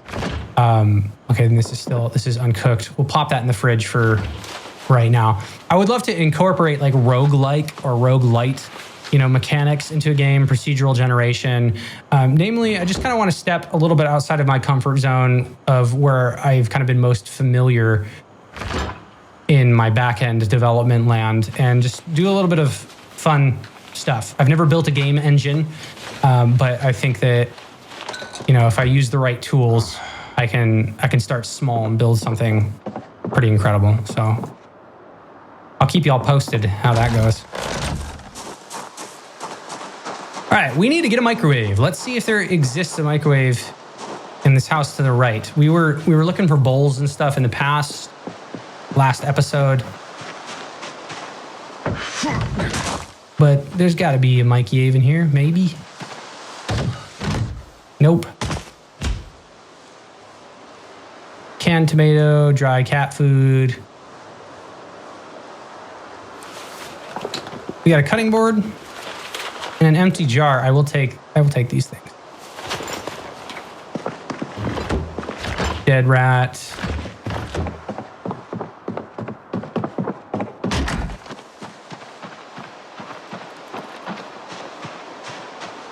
Okay, we got enough Zeds in this immediate area here. Let's try to take care of these guys. They're getting close enough to us that they're kind of becoming a threat. So we do not want to draw them all at once. So go sneak mode. Looks like I have pulled 2. So we're gonna work our way back around the car. We're gonna go with the classic strategy of close the fence. Wait for him to hop over the side there. There's one.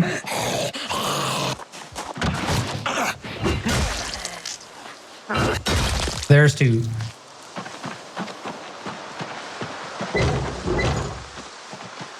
We're gonna get these guys, clear them out.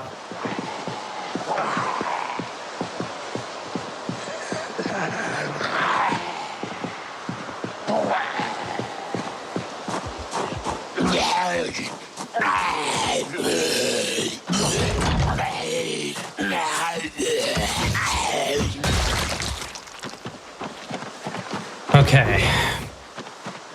But yeah, between the busyness of the day job, working on artificial intelligence, trying to build the assets for the stream, trying to make sure that I have an uploading pipeline now, things like that. I've been quite busy in my day-to-day life. So the game development, hobby is I'm throwing that on the hobby shelf for the time being. Something that I'll work on over the course of months to years, and I'm sure. Been also considering picking up Blender as a hobby. Because I found out that I could pull in the Project Zomboid assets and the armatures and stuff like that. And I think that it would be cool to at least work on some little animations for the channel. Speaking of animations... Oh no, there's that pesky unsubscribe Moodle. So if anybody is watching this after the fact, during the VOD, there's only one way to fix that, and that is to click the subscribe button. Frank thanks you.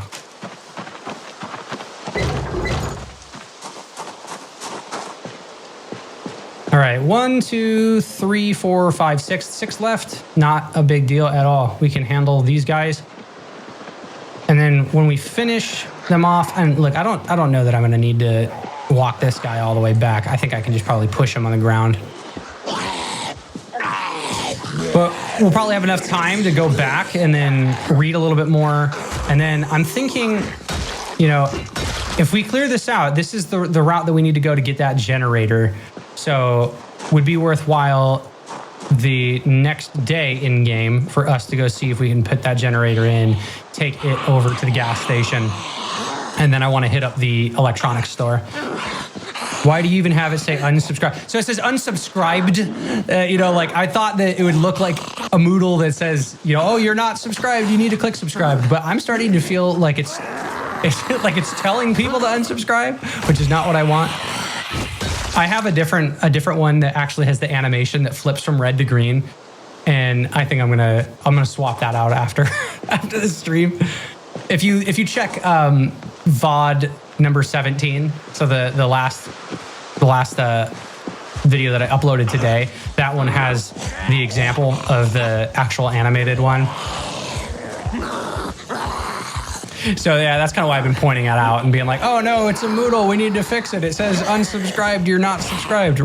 Rather than like, I'm not telling you to unsubscribe. But I get that it's confusing.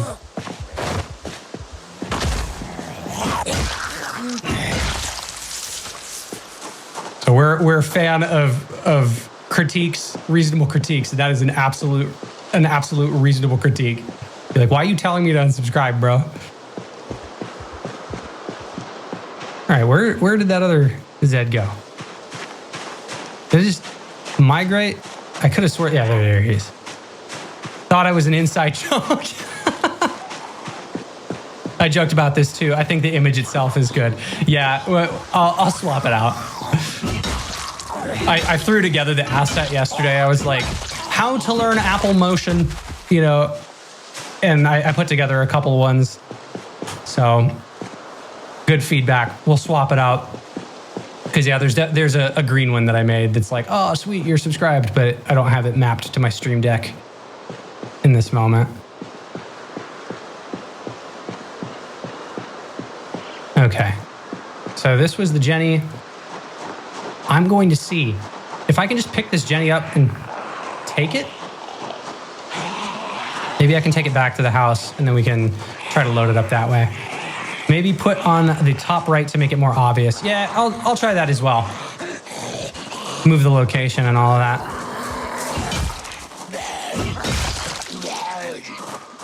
But yeah, definitely on like the bottom third though, I might come up with, a little animation or something that says, don't forget to like or comment or stuff like that. Eventually, I will start doing multi-streams where I'm going to both YouTube and... oh my fuck! Okay, hang on. We gotta back it up. There's a lot of Zeds in that house. Let's just take a step back. Are they all just chilling? Okay, another guy with a backpack. That guy broke out of the window.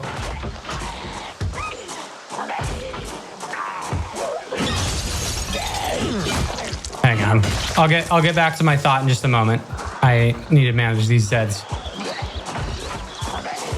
Another guy with a backpack.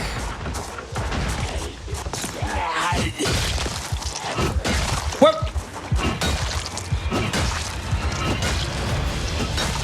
All right, I'm gonna make sure that I am facing a direction that I know there's nobody going to come up from behind me.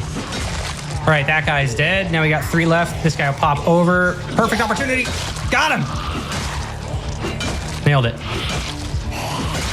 That one's dead. Last guy.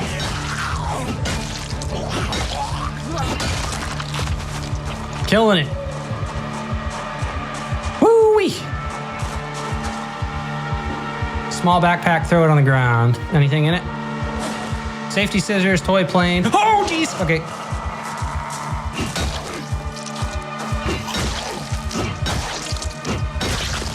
I have a habit of looking at things probably before I should.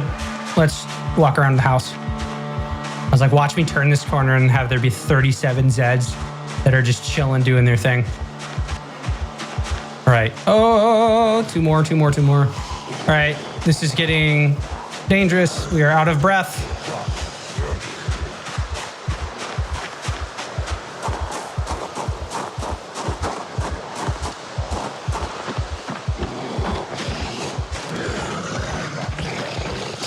Move ourselves back here. Okay. So there's a guy on the street.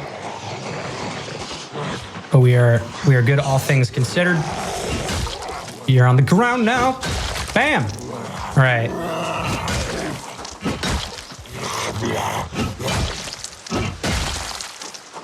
All right, we're gonna take a look at our maintenance. Look at that, 670 out of 750, long blunt, 629. So we're about level 4 on long blunt and maintenance.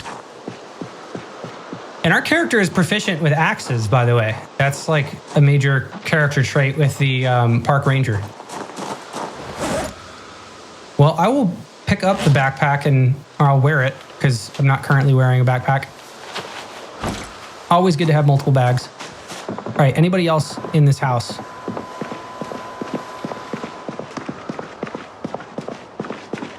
There's no goddamn microwaves. Ass. Sandals. Chips. Yeah, we'll take all of these things, plop them in the backpack. Bag of tato tots. I love me some tato tots.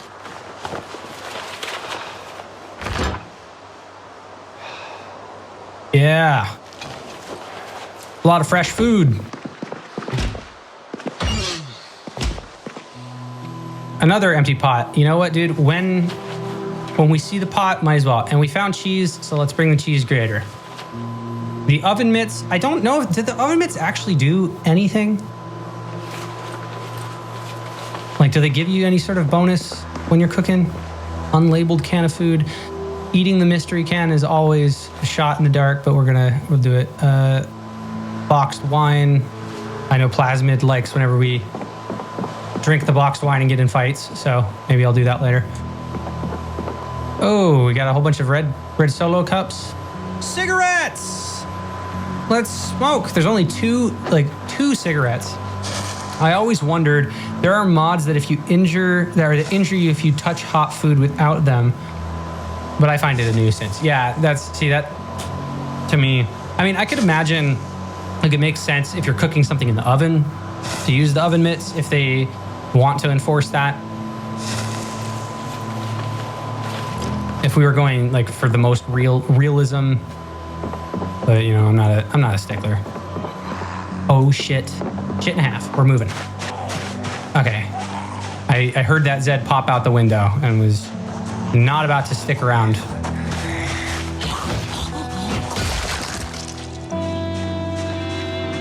Fudge and caramel, bro. There's more of them.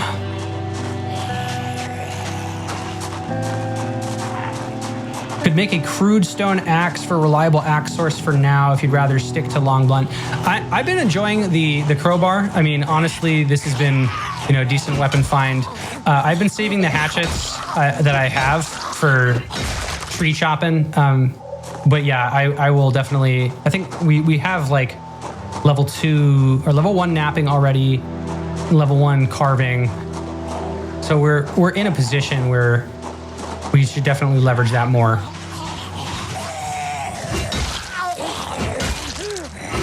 Getting exhausted. Oh. Okay, there we go. Is there anything else in this room?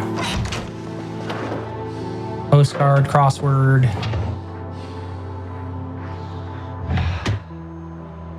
All right, we are going to grab this pillow because it will affect our sleeping quality. And I'm going to pick up the blue lamp and take it back. We're going to put that in our bedroom.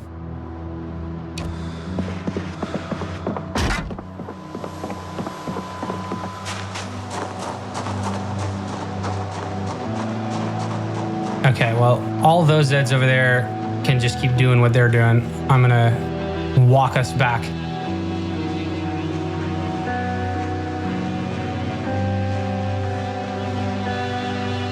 And we do have the cat eyes trait, and that has been pretty nice to us.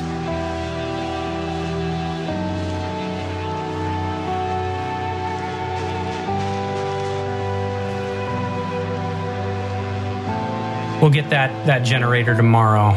We'll bring it back to the car, and then we'll stop by the gas station. We'll drop it off, and then we'll hit up the electronics shop.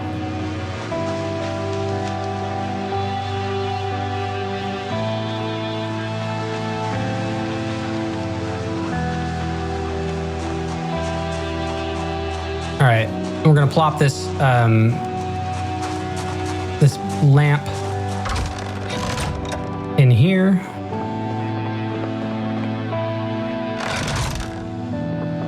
Okay, let's place it.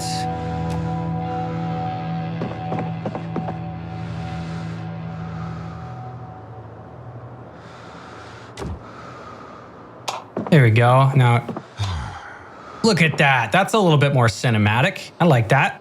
I'm a fan of that. All right, and then we're gonna take our pillow. If you place the pillow on the bed, that actually affects your sleep quality as well. So you can see it says sleeping comfort is good with a pillow. Something to consider. Let's take a look. What can I put on the table versus what can I tuck away? Dry cat food, put that away.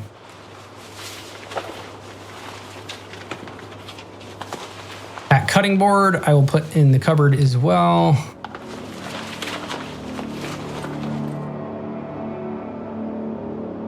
Baking soda.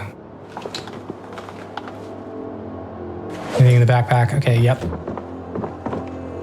And you know what? Like, let's take the chips, the canned vegetable soup, fruit, jam, whiskey, and wine, and we're gonna move those into the cupboard.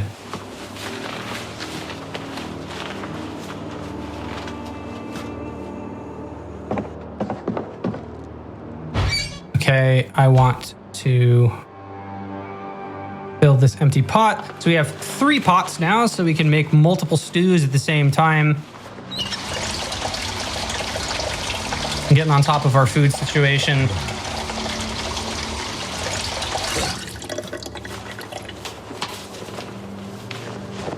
Okay, so the griddle pan, place that item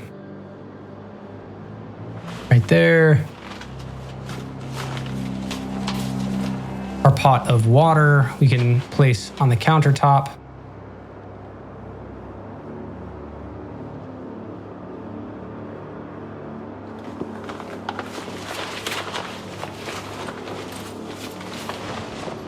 That cheese grater. Plop that there. And taking a look at the cheese.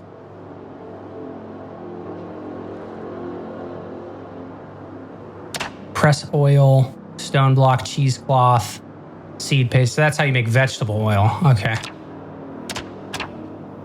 But what about the cheese grater? I mean, we just set that down. Cooking, craft recipes used in. Smelt iron from small item. You can get an iron chunk out of the cheese grater. Smelt, okay, so is there no cooking mechanic with it? I find that a little bit hard to believe.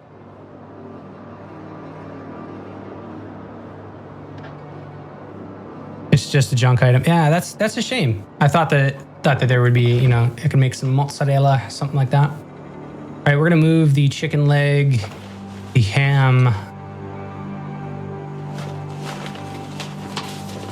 Got our boxed wine.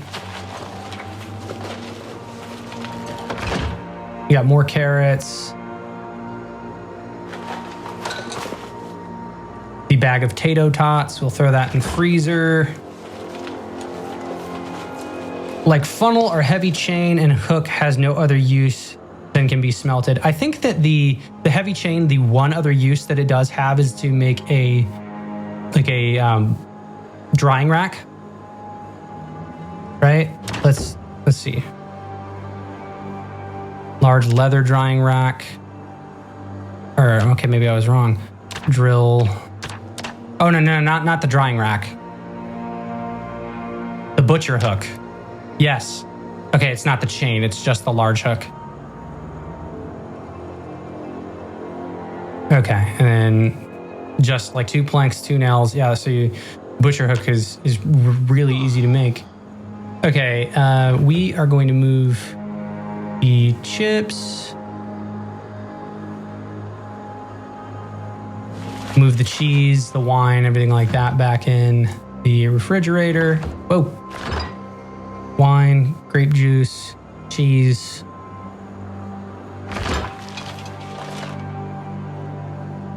All right, our unlabeled can of food. Throw that with the stockpile. Throw the yeast in with it too.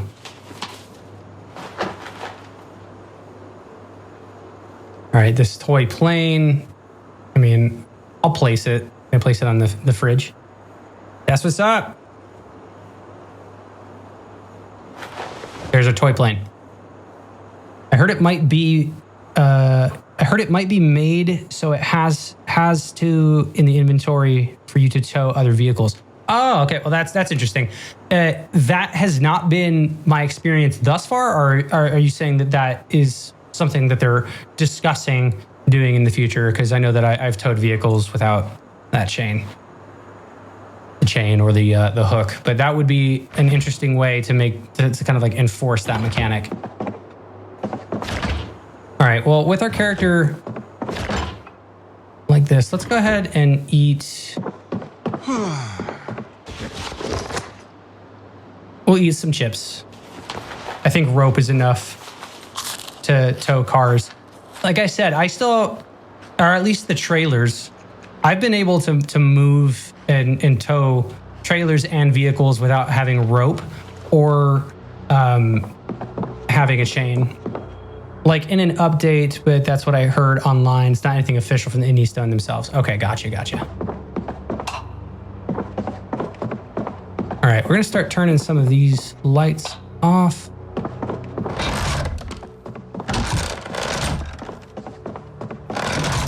I love the lighting system that they have changed here. But car to car, you need at least a rope, not a chain. See, and I don't know if that is the case though, Floyd, because in the earlier streams in Build 42, in Echo Creek, I did end up moving another vehicle out of the road using my van, and I did not have, to my knowledge, I did not have rope in that car. It just attached to the trailer and I was able to drive it. Okay, we are going to change the alarm time. Yeah, because we've been getting up at 6 in the morning. Digital watch. Let's set our alarm. Let's go for I mean, 7:30. 7:30 sounds good. Simple bed. Get our sleep.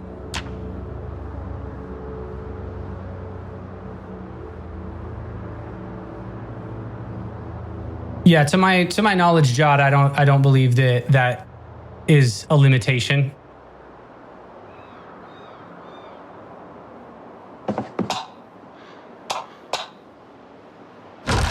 All right, we're gonna start our day. Since we had already done a whole lot of cooking, we can come over here and we can eat one of our bowls. We're gonna eat half of it.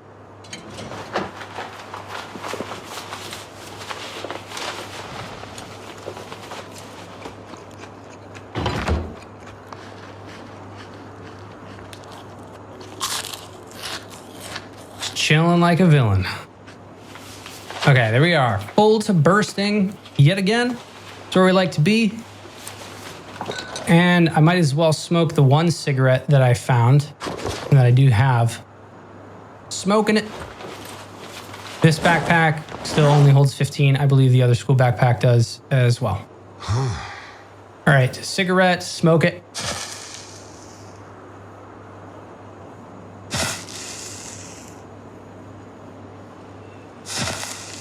Gonna fill up our water, and then we're gonna go grab that Jenny and bring it back to the safety of our home over here.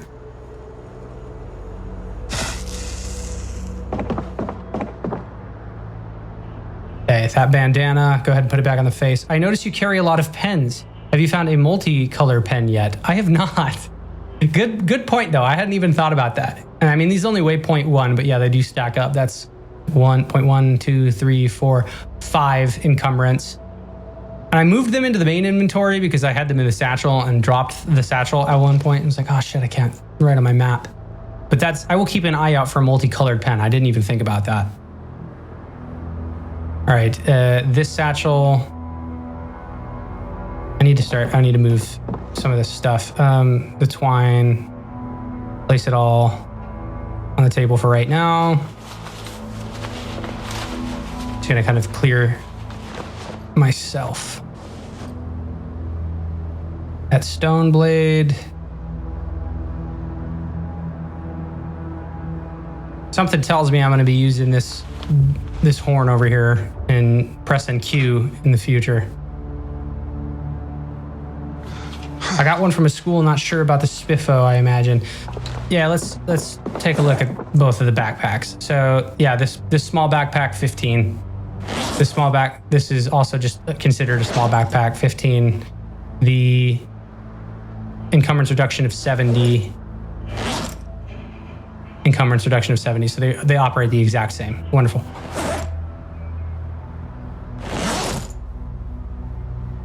I'll move everything from one bag into the other for right now. 7.75. And I mean, I think I should be fine to just go pick it up. Yeah, I was like, do I leave the backpack here? No, I'll be fine. Now, just kind of immediate scout the immediate area. So we seem to be good right here. Let's pull up the map, take a look at what we have. So like I said, that blue generator is right here. We would need to take it, get back on the road, drive straight up and get to the gas station, probably from this side over here. There were a ton of Zeds in this direction though. So probably be better to go down Maple Street, up Franklin, past the Sunstar, like the back of the Sunstar Motel. And then we'll drop that Jenny off where the nine cans of gas are. So to at least get things going here.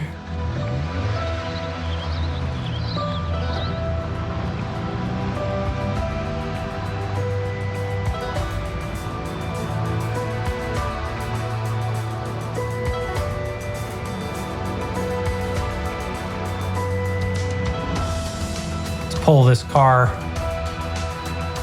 right here. turn that off. And we'll pick it up.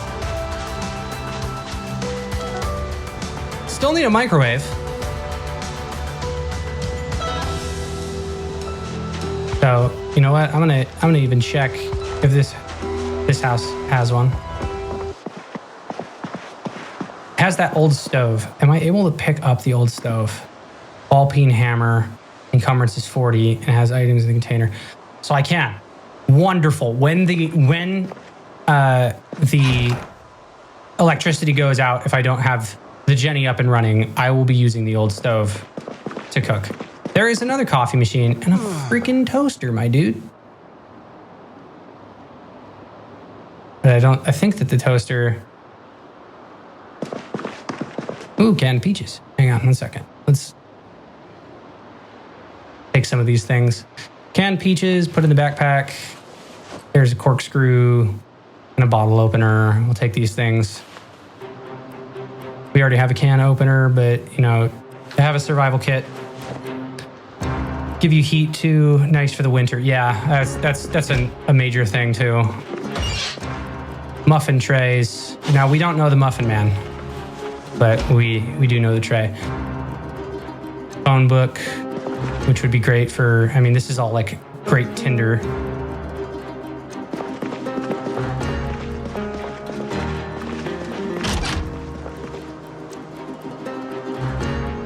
I'm going to take the sewing kits just to get the additional thread.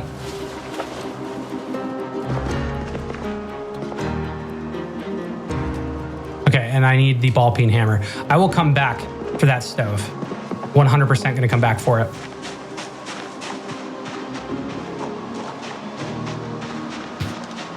Ooh, okay.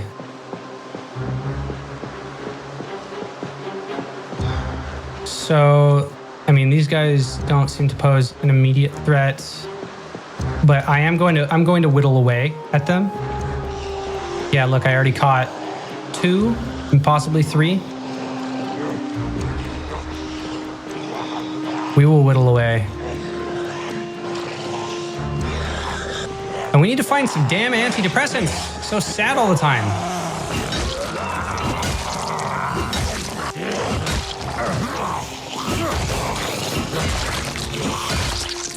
Both of them are down. How are things going from the maintenance? 689 and 663 on the long blunt. So we're pretty close to leveling those stats up. Is this just like a newspaper on the ground? Oh, it's my magazine that I had read.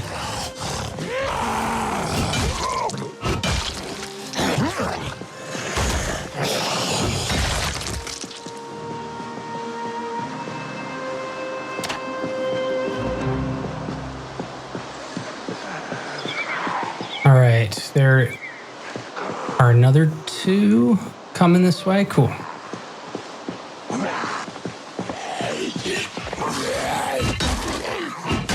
And I got big plans for later in whenever we go to the other side of Maldra. I have been itching to use myself some of the Molotov cocktails. You need to make some good tasting food. Don't just use an ingredient. Yeah, don't use an ingredient more than 3 times and use seasonings. Yeah, that's kind of what I've been doing with the pots and stuff. Been when I make the soups, put the meat in twice and then substitute another. His Zed's gonna move. But yeah, no more than 3 of the same item. Exactly. That's good advice. What the hell is... I'm hearing somebody. I don't know if it's this guy.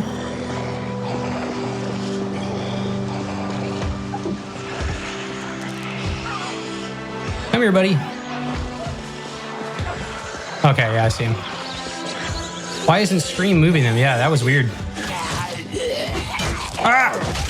Not again with this shit. Ah! With the animation was delayed. But I'm alive. We're good. Back it up.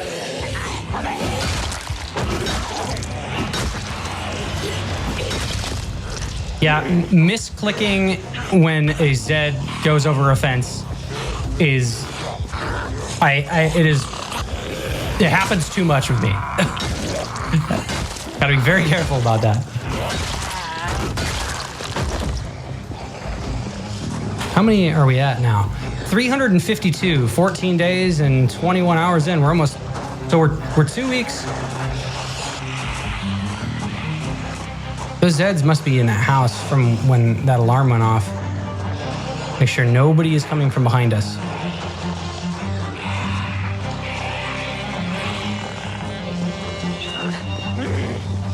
I think the fence lunge is unforgiving. I'm sure I always misclick when it happens. Or I'm not sure, yeah.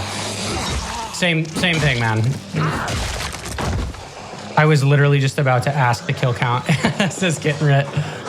Too damn high. Oh, that looks like a nice car. That looks like a good car.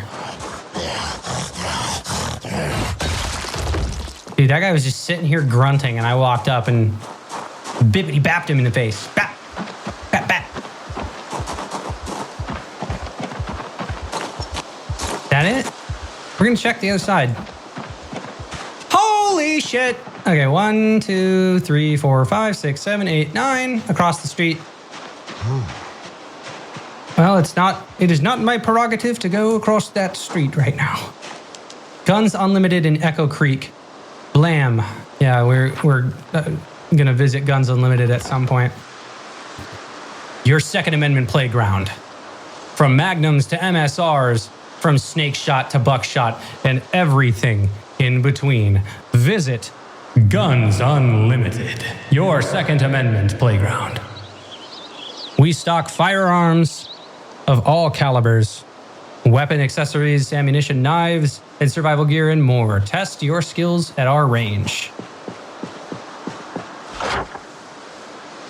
Pull that up on the map. Quite a ways away, as you can see. But yeah, that is definitely a point of interest.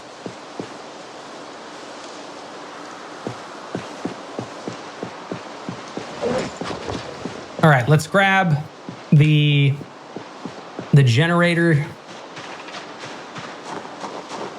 Got this nice barbecue as well. This was the house that I don't think I even got to go in. Or maybe I stand corrected at. It looks like if I haven't cleaned that window up.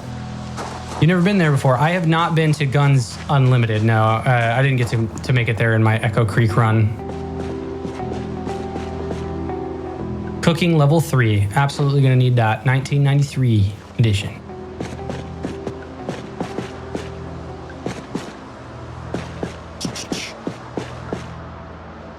Welding 1, we already do have that. Strange Little Men. You got 2 copies of Strange Little Men? That's a little bit strange.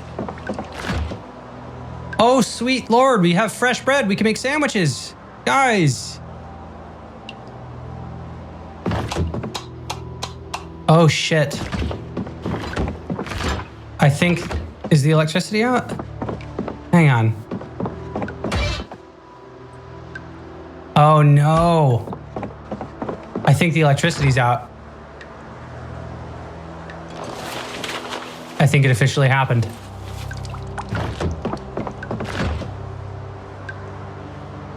All right, well, let's take the fresh food.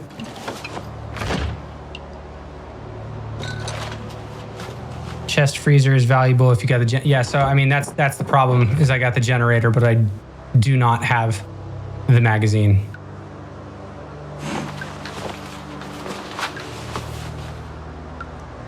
We spent all that time moving all that stuff, and now the power has gone out. Box of sparklers, I think that is actually helpful and important.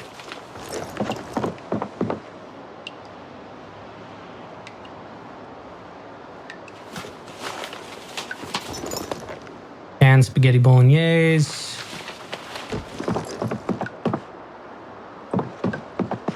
Oh. Crap, man, that sucks.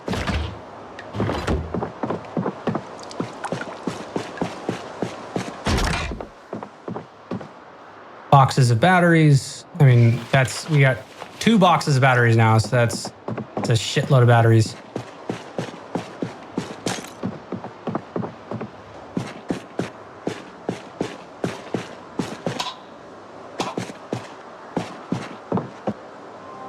Well, we've officially entered the dark times.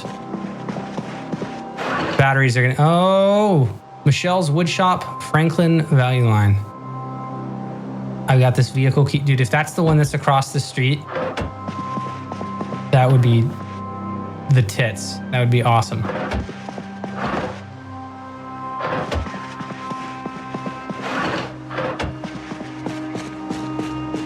A note.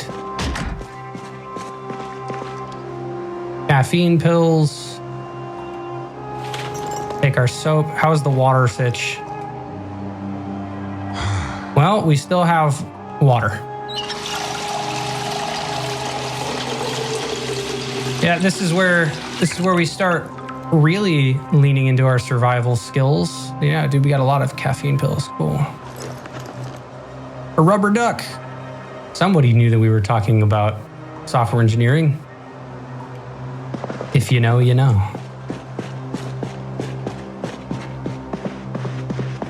Sleeping bags. Yo, okay. That's actually a huge... Yep, no power. It is official.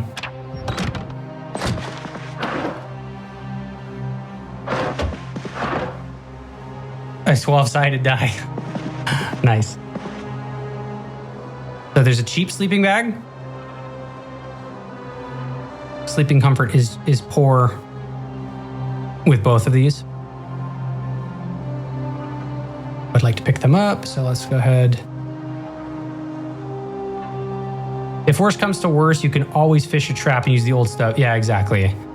I think that the old stove is a huge find. So I'm already quite heavy as it is. Let me go take what I have. Now that we've discovered that the power has gone out.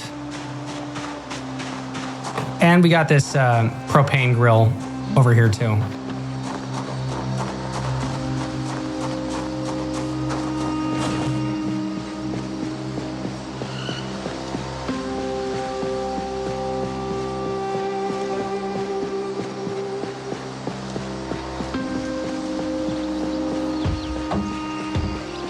There's somebody in that house though? You're shitting me.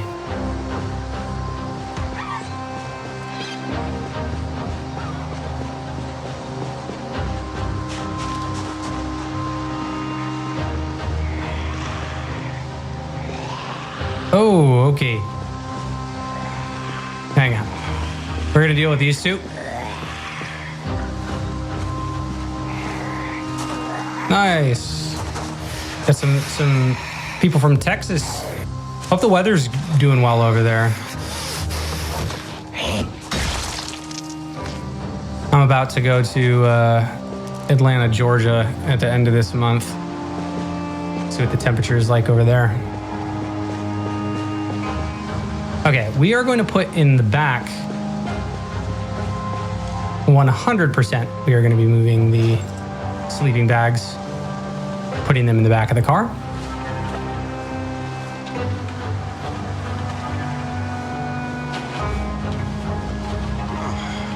Needs to be packed to be attached to a backpack, placed in a tent. So yeah, we also need a tent. That would be a hella good find. Okay, let me make sure I'm not being followed. All right, this backpack that I have, how much does it weigh? Yeah, it's not gonna be able to fit.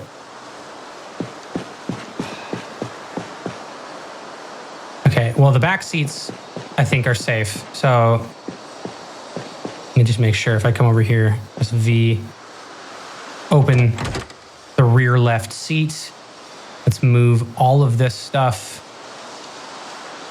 into my military satchel. All right, that door is open, the rear left seat. So we're gonna go pick that generator up and follow Floyd's advice. Try to put it inside the back of the car. Because the trunk says that it had 39 capacity and the generator, I think, weighs 40. So we're gonna see if this works. Hope it still works.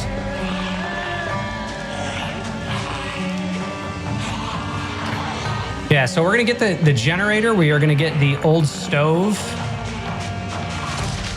Dude, and it's already almost been 3 hours. Crazy. Crazy time flies.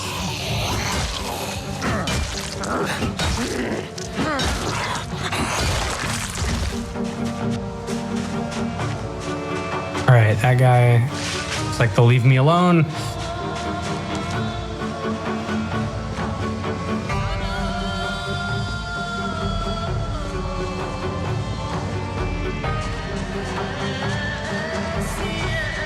We got another zombie right over there. Please tell me I can pick this up in peace. Generator. Take the generator. And extremely overloaded. That Jenny. Oh shit, dude. It weighs 30. Okay, so if that weighs 39, I could put it in the trunk.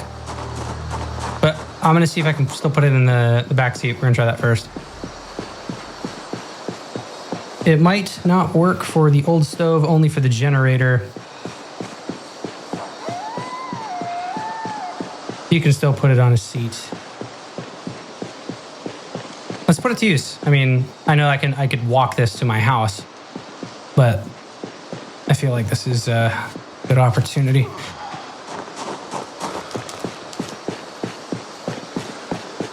All right, that rear left seat. Take that generator. Oh shit! It will go in the rear left seat. And then you close the door. It worked. Thank you, Floyd. Had no idea. All right, we're gonna move.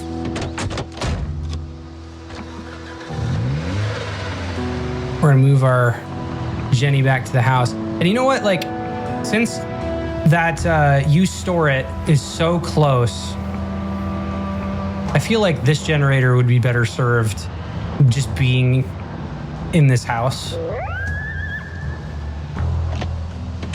Let's kind of get our stuff squared away at this house. Yeah, we'll get the generator. We will take it. I'm going to set it down on the ground. I just won't be able to connect it. That's the shitty part. But the electronics store is going to be a good bet. Let's go to place the item. Okay, hang on.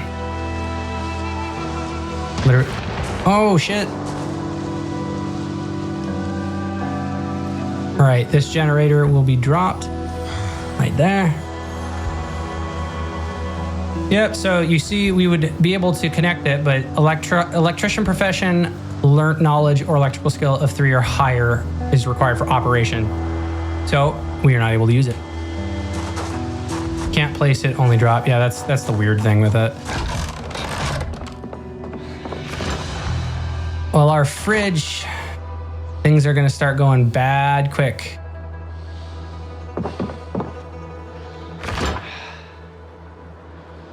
Well, we might as well eat an entire thing of ice cream before it goes bad. Yeah, eat everything! Leave nothing behind! We need more bowls! Dude, I got fucking pancake mix.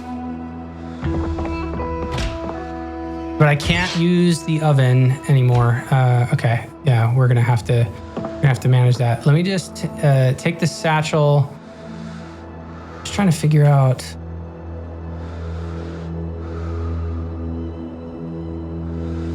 what I want to keep right now.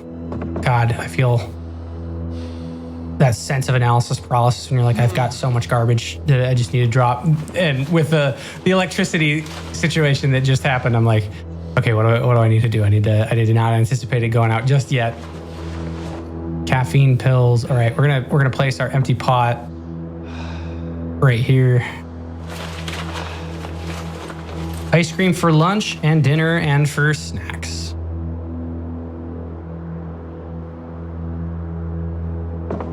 Okay. We have have our empty jar. I will place that in here.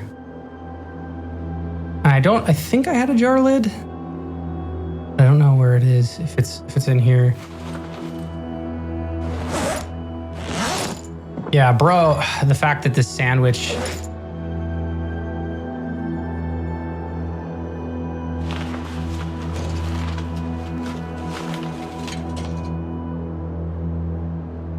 That sucks. All right, well, we are definitely going to slice the bread. And we're gonna try to make some stuff. Then you don't need a freezer. Yeah, find the freeze-dried kind like the astronauts ate, then you don't need a freezer. We're in 1993, Knox County, mate. Maybe in Houston you can.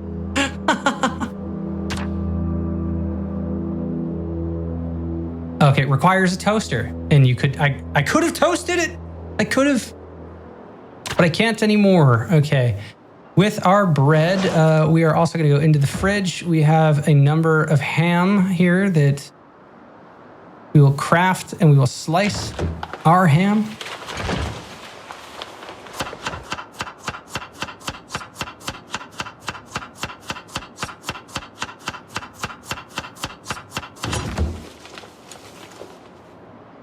I can cut up 3 entire hams into slices. Well, we're gonna do it.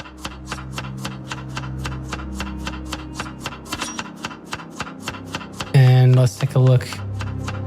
418 is our cooking level right now.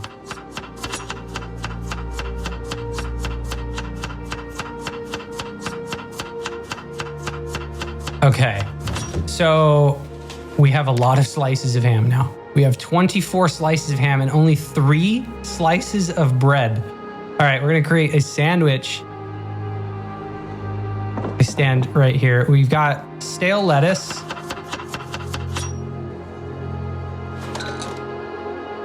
And look, it's fresh. Okay, the sandwich, we will add some cheese. Sandwich, we will add the pork chop that was cooked. Had 5 units. I will add a ham slice.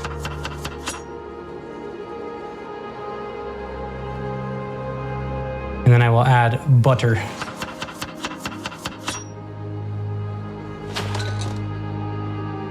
Okay, we're gonna make a couple of sandwiches right now. All right, okay, we got processed cheese. We've got, so where's just processed cheese sandwich. Fantastic. Processed cheese, like normal cheese on top of the processed cheese. Can't go wrong with that. Just a double cheese sandwich. We'll add that. Lettuce, cheese and meat, cheese and lettuce. Let's go ahead and throw in a ham slice.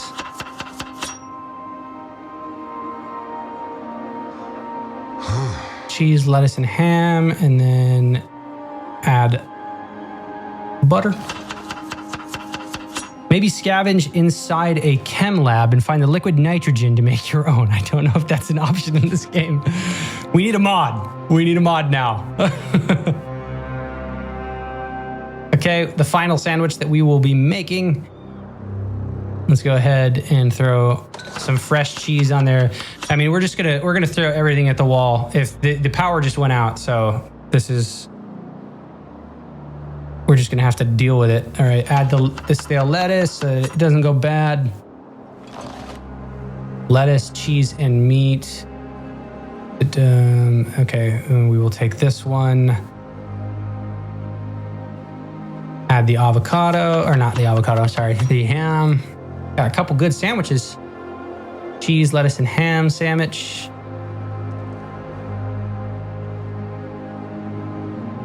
Do I have 2 of them? Yeah, okay. I was like, whoa, what the hell happened to this one needs butter though.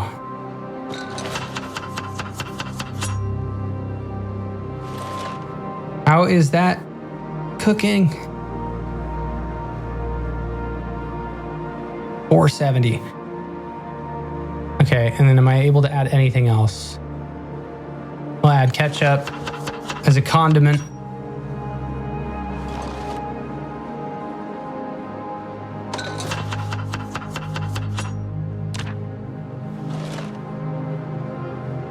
Love it.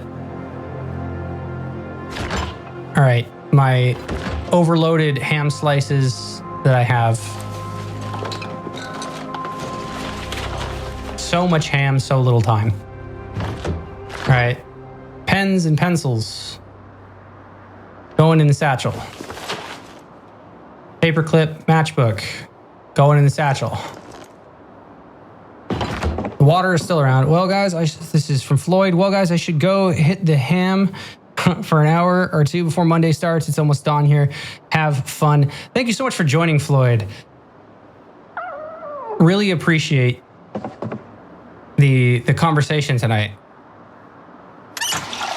And I'm trying to turn the VODs around. So like the way that I've been doing this is like we're doing the live streams on Sunday nights, and then I unlist the live stream after it's done, and then I try to get that uploaded by Tuesday, Wednesday, because I'm going to go back over and add some little polish and edits and things like that. And we're going to improve it over time. So just for awareness sake, if you do not catch the live and you're like, oh no, I don't know what happened, you will see the VODs. They get uploaded probably around Tuesday, Wednesday. And then you have this upcoming Friday. Look forward to Life is Strange. My wife and I are going to be doing Life is Strange together, starting that. Okay, so back to our character and our problems that we need to manage right now. Let's shuck a bunch of this stuff.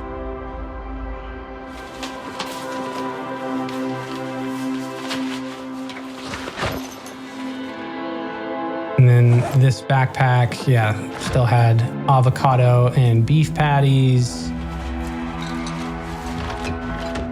All right, macaroni, muffin tray, tea bags, chips, cherries, corkscrew, bottle opener, can opener.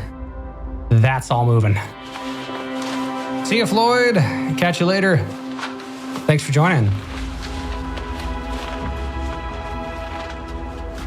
Oh no, there's that pesky unsubscribed Moodle. It's not telling you to unsubscribe. It's telling you that you are unsubscribed if you have not clicked that button.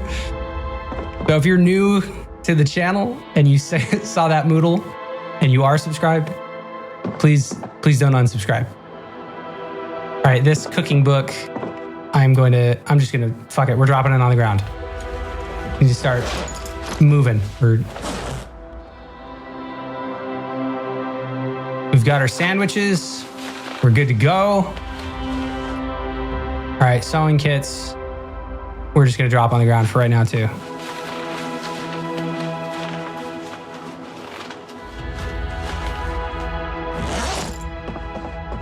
All right, we're gonna fill up on our water and we're gonna scout this out real quick. So we need to desperately have a Hail Mary here to see if we can get a generator magazine. Out of all of the places that could possibly contain a generator magazine in this moment as a race against time, I am thinking this building right here, this electronics store, is what is going to save us. So we are going to try to kill two birds with one stone. I'm going to drive the car from where we currently are back up Maple Street here. There is a generator right there, right? So I will be able to load that guy up, and then like probably I'll park the car right here, and then that's close enough for me to go in. But our crowbar, its condition is doing just fine, and then we have plenty of food. I doubt that we will lose a weapon. In the event that we do, we will just skedaddle. We will find another place to be away from the action.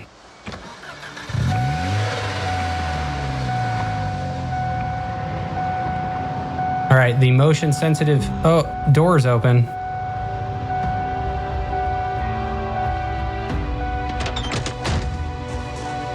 Close that door. There we go. All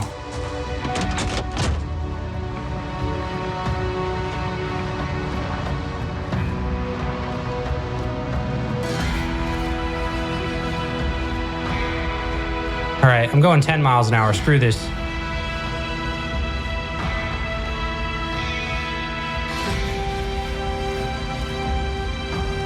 Opening the map.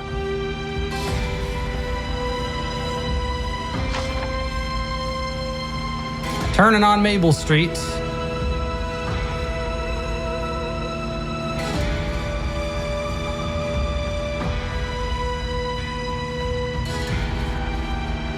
It's nice to know that we have a general control of the area. 356 Zeds killed, 15 days and 3 hours we have survived. Uh-oh. We've gained some attention.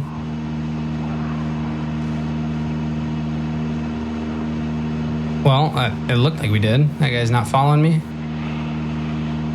Oh, shit. Apparently I'm quiet enough that I was able to slide by.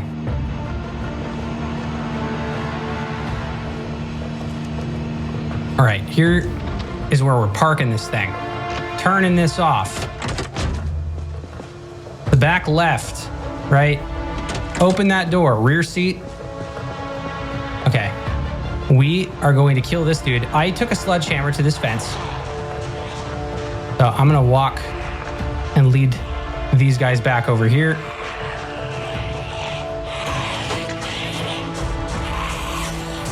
And we're gonna manage this situation.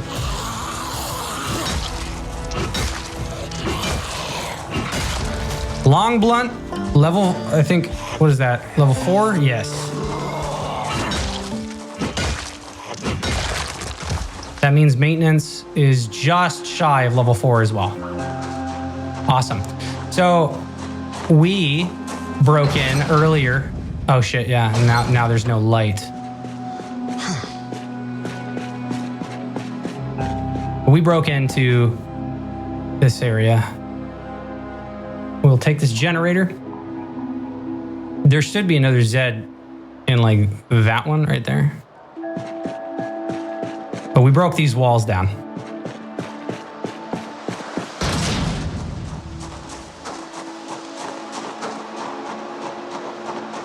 Okay, so I should be good to go in the rear left seat. Should be able to hold this now. Let's move that generator that weighs 40. Thank you, Floyd. And now we just need to make sure that we close the door. So the generator is in the back seat.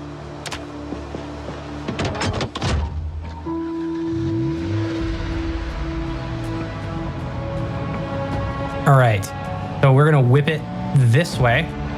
We're on the back side of the Sunstar Motel. That gas station with our 9 gas cans lies in this direction. And we're gonna drop this Jenny off right there at that gas station. Just plop it on the ground. So we have a generator at our starter house in Maldra, a generator in the survivor home that we have I'm calling it survivor home, where we ended up thriving down there and moving all of our books.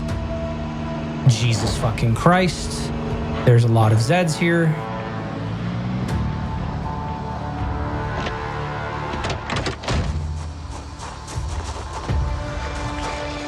All right, well, we gotta take them out somehow.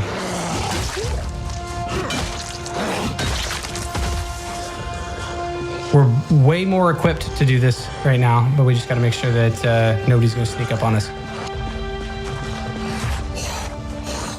Oh, well, hello there. Hello, Zed.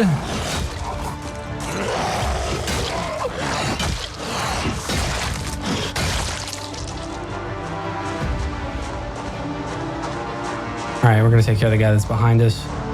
I'm almost tempted to drop that Jenny off. Holy shit. Okay. What is drawing them this way? There must have been a meta event of some kind.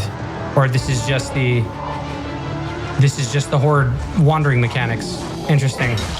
power turns off, and then all of a sudden, population density starts going up. More people are turning. There's maintenance. Okay, well, we are definitely going to have to deal with these guys. Let's get into some trouble.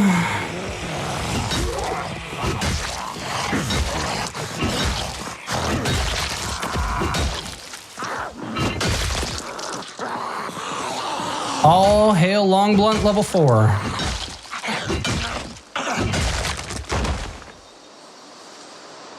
Nice. Well, dude, at this rate, I think I can take the rest of them. Let's clear these guys. We popped in the motel a little while ago. A couple days. Oops.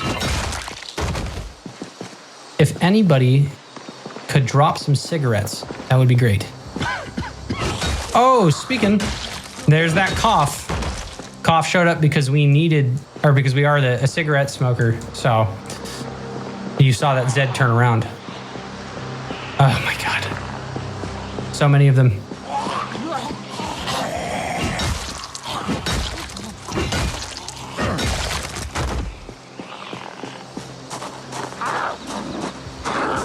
Come here, zombie.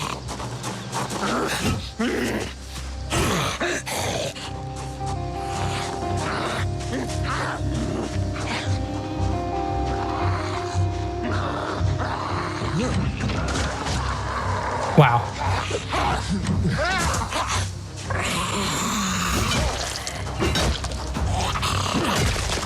All right. That one's down. Okay, can I drop this Jenny off? 1, 2, 3, 4, 5, 6, 7, 8, 9, 10, 11, 12. 12 Zeds. So it's either going to be my crowbar against the 12 of them or my car against the 12 of them. Let's start with just swinging at them. We've already done what we can to draw their attention. Oh, whoa. Okay, hang on. Sorry, that was intimidating to see all of them move at the same time. And the great numbers of these Zeds are contributing to panic. We are nervous right now. All right, this seat is occupied. Get in the front seat. So if I sit down in the front seat here, we get the benefit of helping reduce that exhaustion. So we can plan this out. 1, 2, 3, 4, 5, 6, 7, 8, 9, 10 left that I can see right here. And I want to drop the Jenny right by this gas pump. I'm thinking that we will. Oh, shit. Okay, we're okay. I'm thinking that we are going to clear this out, drop the generator off, swing by the electronics store, see if we can find a generator magazine. If we can't, we're going to end up coming back to our home. And then at that point, I think it's just going to be a matter of let's try to burn through our good food that we have and maybe read books.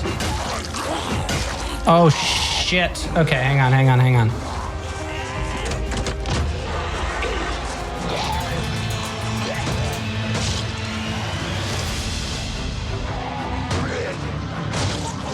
Now, I'm motion sensitive, but I'm going to use this to my advantage. Vehicular manslaughter. All right. And the car is already turned on. I don't need to worry about that.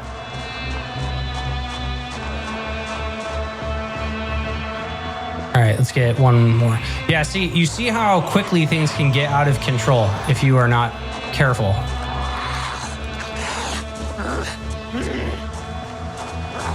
Make sure nobody is behind us. That's always of grave concern. Now, the amount of bodies that have stacked up here will get you sick. See the flies that are flying around here. That is Also a visual indicator that the smell is getting worse. Remember, if you wear a ventilator or a mask, a respirator, that will help, but it will also create discomfort.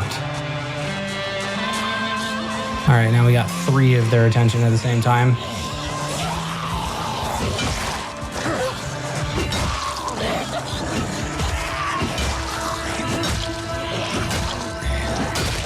All right, down to 2.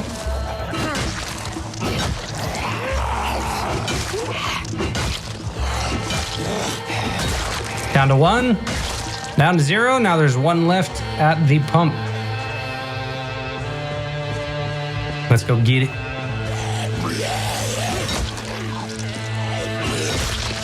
Bam. All right, now any of you guys got cigarettes on you? You know you're strapped for cigarettes when you're looking for them on dead bodies. You might have a problem.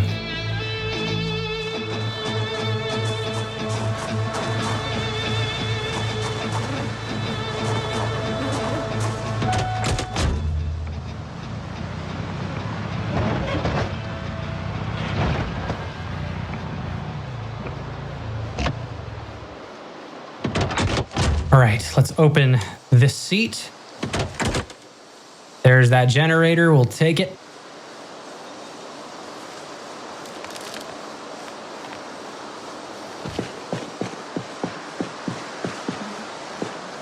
Fantastic. All right, this generator is going to go right here.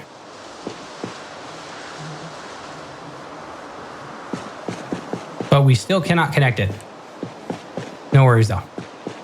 All right, and we still got our sledgehammer and shotgun and hatchet and all that. Let's close this door.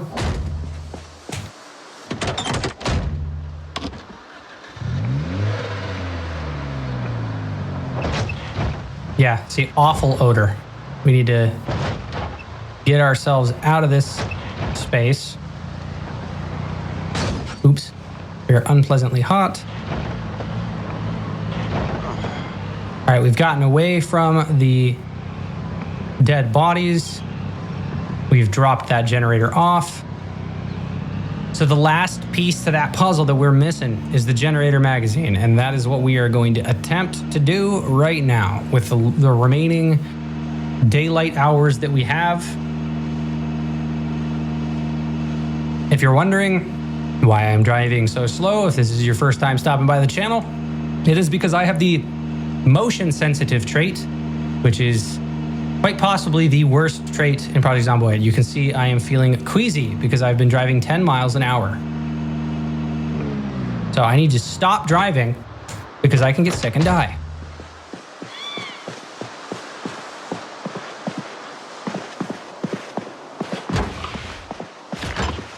So this is the place to go to dismantle electronics, collect electronics.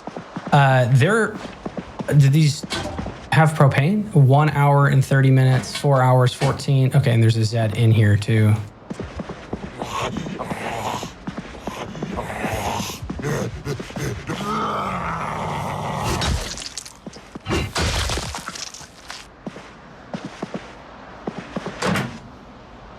Oh, that's a microwave. I like how there are couches and stuff. So yeah, like you got ovens that you can dismantle and move around. It is really dark in here. And I don't think I have a flashlight in my car. Pro move right there.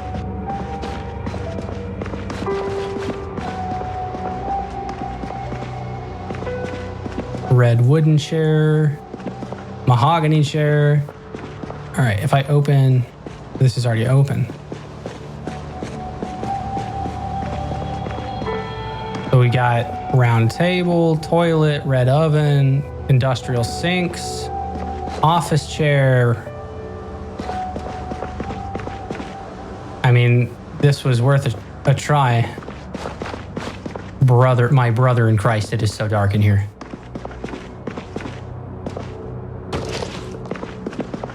And I don't have my pen light either. Drop the plastic bag on the ground. Yeah, I didn't think about the light being a factor when I left. That was my bad. Yeah, look at this. And then there's just beds and furniture and all this stuff. Well, it does not look to me like we are going to find a generator magazine in this vicinity. Sad, you know. I thought that we stood a good chance, but there's like propane tanks. So in order to still facilitate our cooking, I guess what we can do to pivot, we wanted to grab that antique stove too. But let's come over here and remove the propane tanks.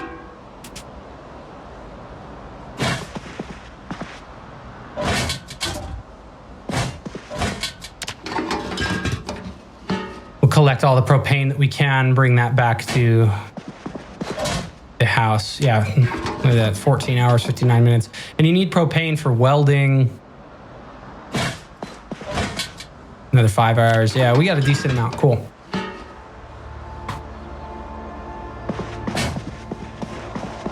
And standard grills here too.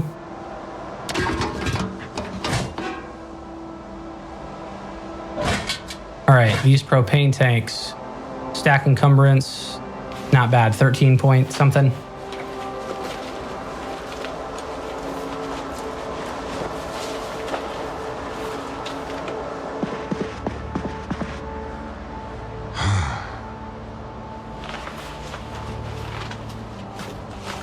So we'll collect the propane tanks, so we know that we will be able to use them in our cooking.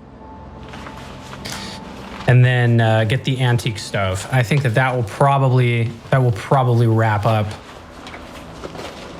tonight's stream. I think that we made a really solid dent.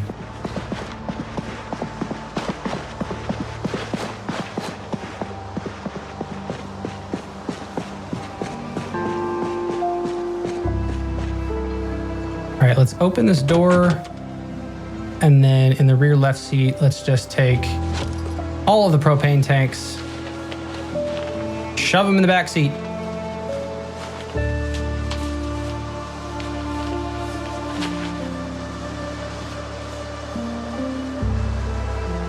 Oh, I guess it won't let me, it won't work like that. It's not like the generator. It has to be one item. Okay, well, in the trunk, nope, can't fit that one. Oops. Am I in the driver's seat? Let's go to the driver's seat. Okay, rear right seat. Drop the propane tank.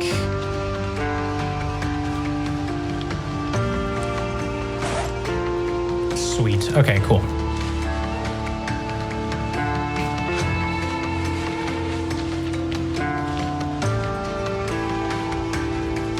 So as things begin to go stale, we will still at least be able to use our cooking pots. There's a reason I've collected multiple so that we can cook multiple things at the same time, not waste the propane.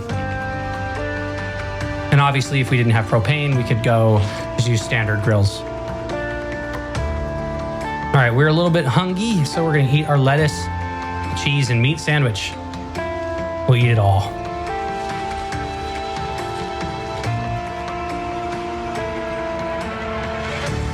Our weight is still going down, not eating enough butter, huh? My stews don't fill you enough, Frank? Well, I know that we're not losing weight at an extraordinarily fast pace, at least, so that's good.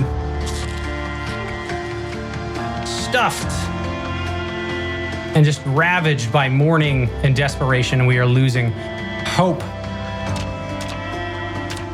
Yeah, okay, our maintenance, we still got that 125% XP boost. So now we're going to be able to read that book that's for maintenance 5 and 6. It will greatly help. Long Blunt, we are working on level 5 as well. And agriculture is almost level 3. Really wish that we would have gotten that over. Cooking is almost level 4. A little more than halfway there.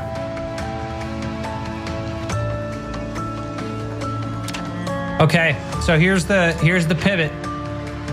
We have not found a generator magazine, and we've collected these books. So let's put a big ol' green, or we'll put an X on some of these things. Locations, loot, symbols. Where's the X? XX. Yeah, we'll do the check mark. All right. We definitely have gone to the elementary school. And I mean this for the most part. We have decent gardening supplies on that side of town. So here's where we are going to go. The power has gone out. So let me also mark this. Operation Gaslight has been complete. We picked up that blue generator. We dropped it off. And technically, I've driven back to safe house. So Operation Gaslight is complete. Love to see it. You love to see it. We need to learn to use the generator. That is our #1 immediate goal right now. Our food is going to be going bad, getting worse by the day. So we need to move back to this home. And we've moved the Jenny, so let's remove it. We need to go to this home.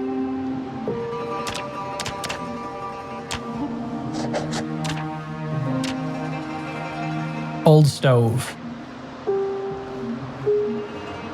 This old stove is going to be a little bit of a key moving forward as well. So let's drive back down Franklin Street up to Main. We could probably drop the car off, walk up, and just grab that stove. Bring it back to the house. And we might as well move the propane grill. There's a propane grill that's like right next to us by our home, and we'll get that. But there's more to the use store it here that we have yet to explore. We've gone through probably about that much of the top. We don't know what is in the rest of these. I've gone into the first 2 rooms here, so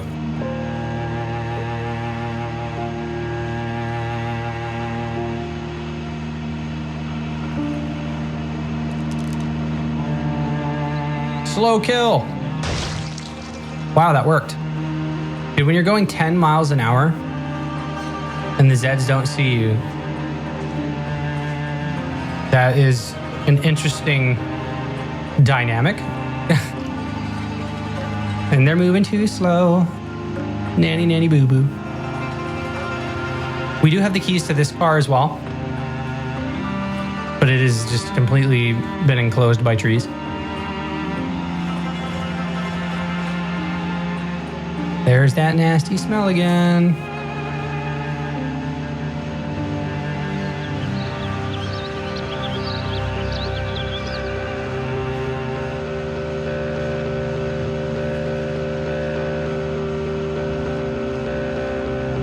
Lovely.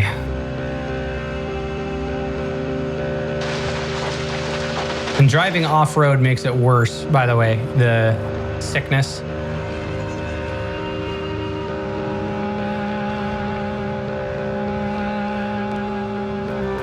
Right. We will pop out of here, get these.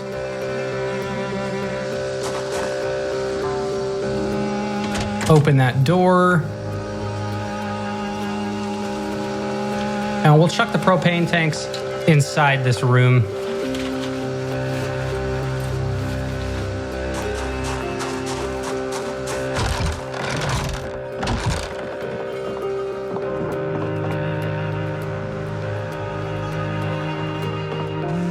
We're making Hank Hill proud. Oops.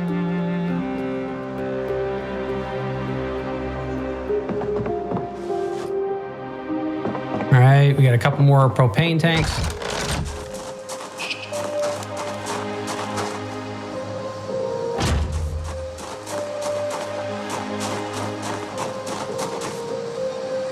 All right, let's open this door.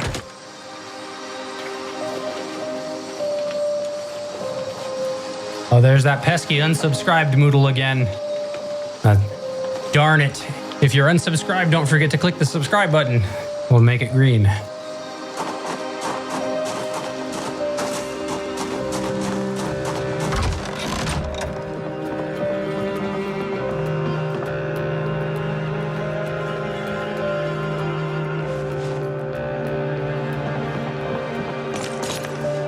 Stocking up right there. Look at all this propane. And we got our respirator filters. Okay, cool. So we do have filters, and we got a welder mask and welding rods. Oh yeah, and I don't know if we've got a welding torch. We got a dust mask. Good to know that we have the necessary filters. Okay, so we're gonna go next door. We're gonna grab the grill that exists over here. I should be able to just pick it up. I'm pretty certain. Okay, shit, was it not? Is it one more house down? Am I going nuts? What am I? Is it over here? I'm gonna start heading in this direction anyway. I need the ball peen hammer, so let me go grab that really quick so I can dismantle and pick up the old stove. Oops.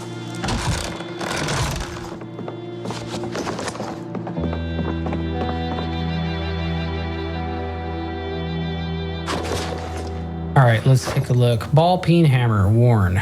We want you.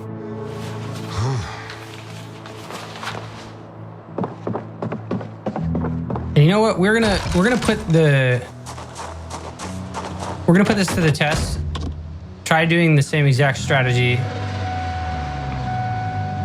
Door is still open. My bad.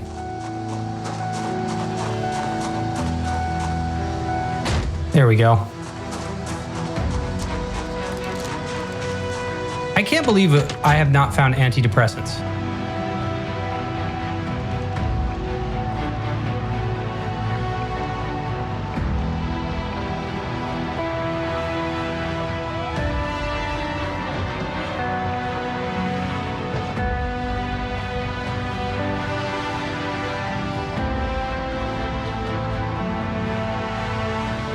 Okay, yeah, I think that let's turn this car off. I think there's the propane grill I was talking about. I'm gonna go grab that. Just take the propane tank out, pick up the grill. Looks like we got a couple of friends that we gotta worry about.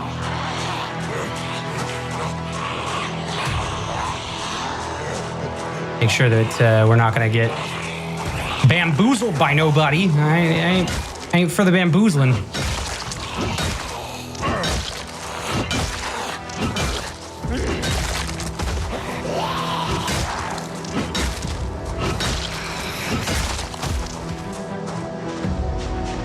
Any more cigarettes? Nope.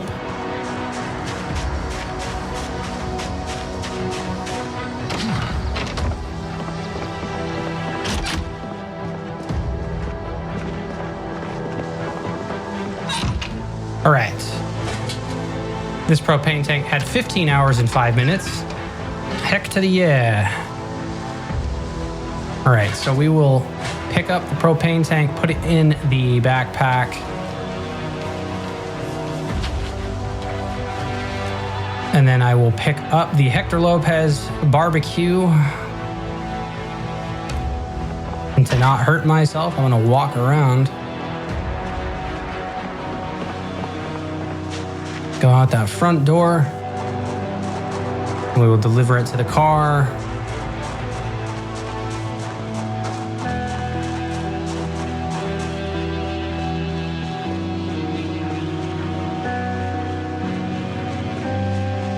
That grill weighs how much? 15? I don't think there's any room in the back. No, there's not. We'll open this. We'll put that grill in the back left seat. Doesn't look like the propane tank will fit. So I'm gonna put it in front right seat. And then that back right seat should be open. And there's some epic music for moving propane tanks. Yeah, okay, rear right is open. Wonderful. All right, make sure that this door is closed. All right, we're gonna open the back right. We're gonna go inside here and see if we can pick up this old stove and bring it with us.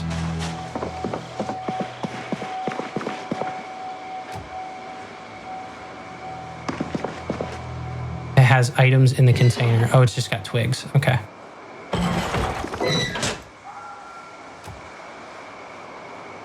All right, let's get this old stove.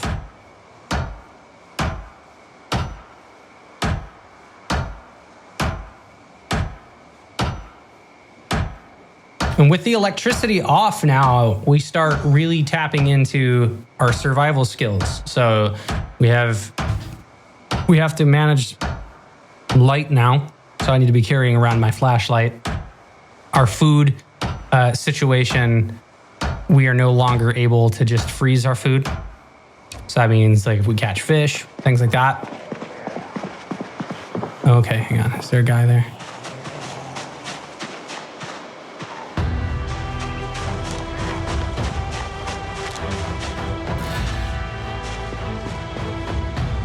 Back right.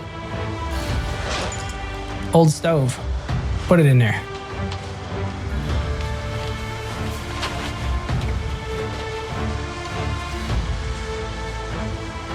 Make sure I'm not being followed. Okay, and then let's close the door. So that does work. Even if the trunk does not have enough capacity, you can open that car door and put it in.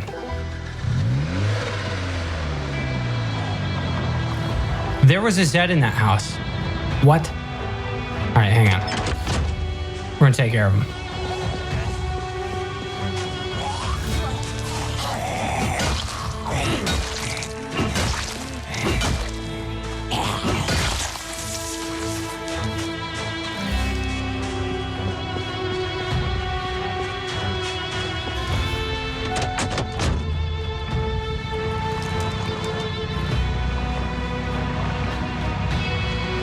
All right.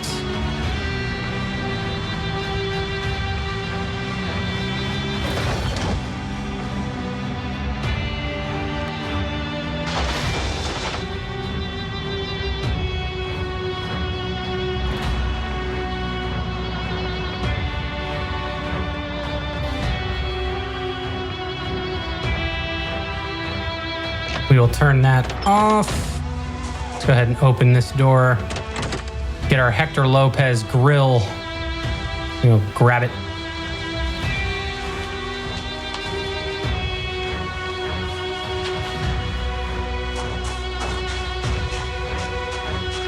We're gonna want to place it somewhere. I mean, let's go right here. This seems like a fine enough spot.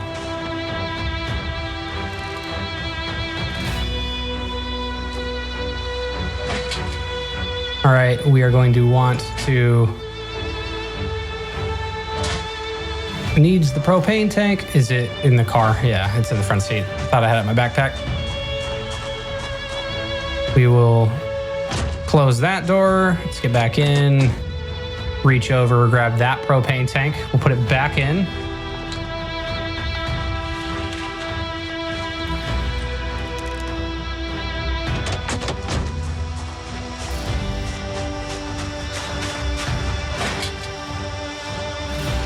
Insert the propane tank. And just like that, we are still able to cook. And then this old stove is going to be needing to make an appearance. So let's open this door, put the old stove in our inventory.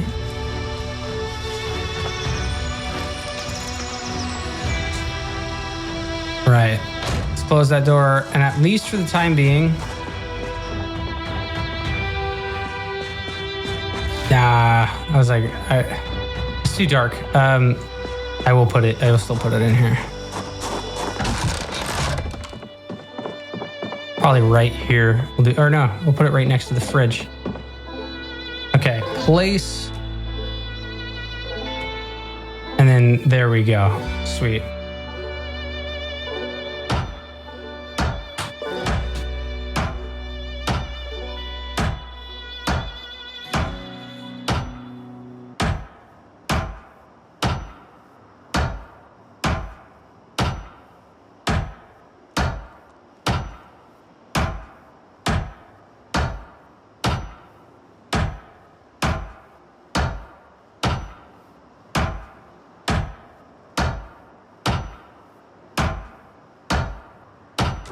Voila, fam. Aha! Well, if I do say so myself, I think that this has been a heck of a run.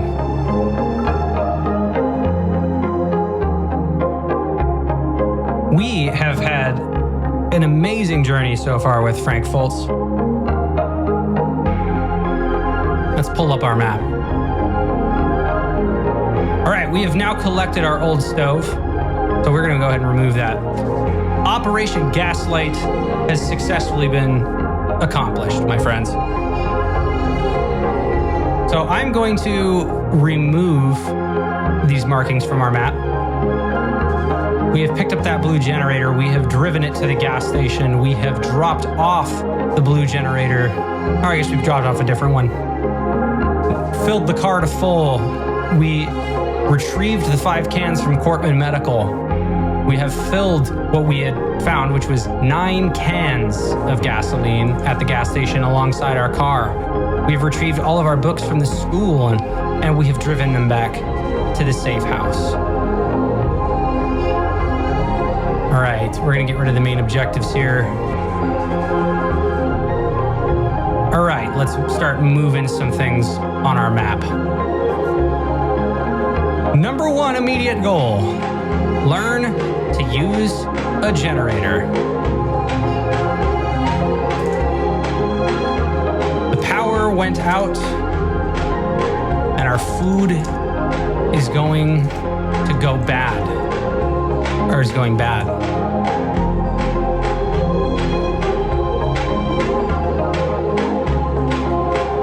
All right, so we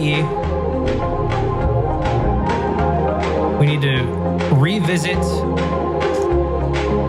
You store it with the sledgehammer.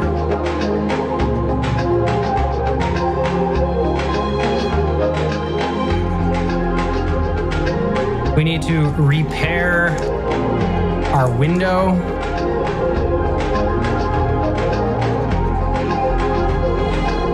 Repair our door.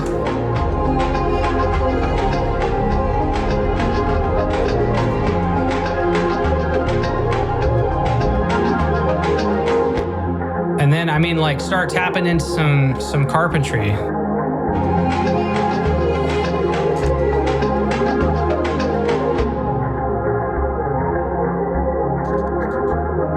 We need to boost our electrical. Boost our electrical skills. Okay, yeah. Don't forget your flashlight.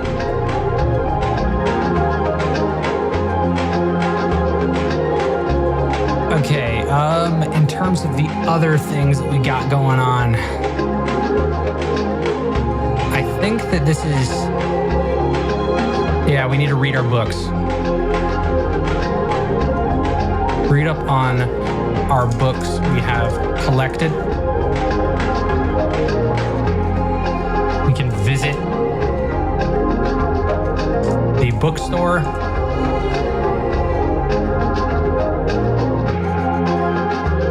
Visit VHS store. Visit liquor store in the east, or in the west. I spelled liquor wrong. Well, my friends, as always, I am just some dude on the internet. Thank you so much for joining me. If you are new to the channel, if I can ask that you click that subscribe button, click that like button, I would really, really appreciate it.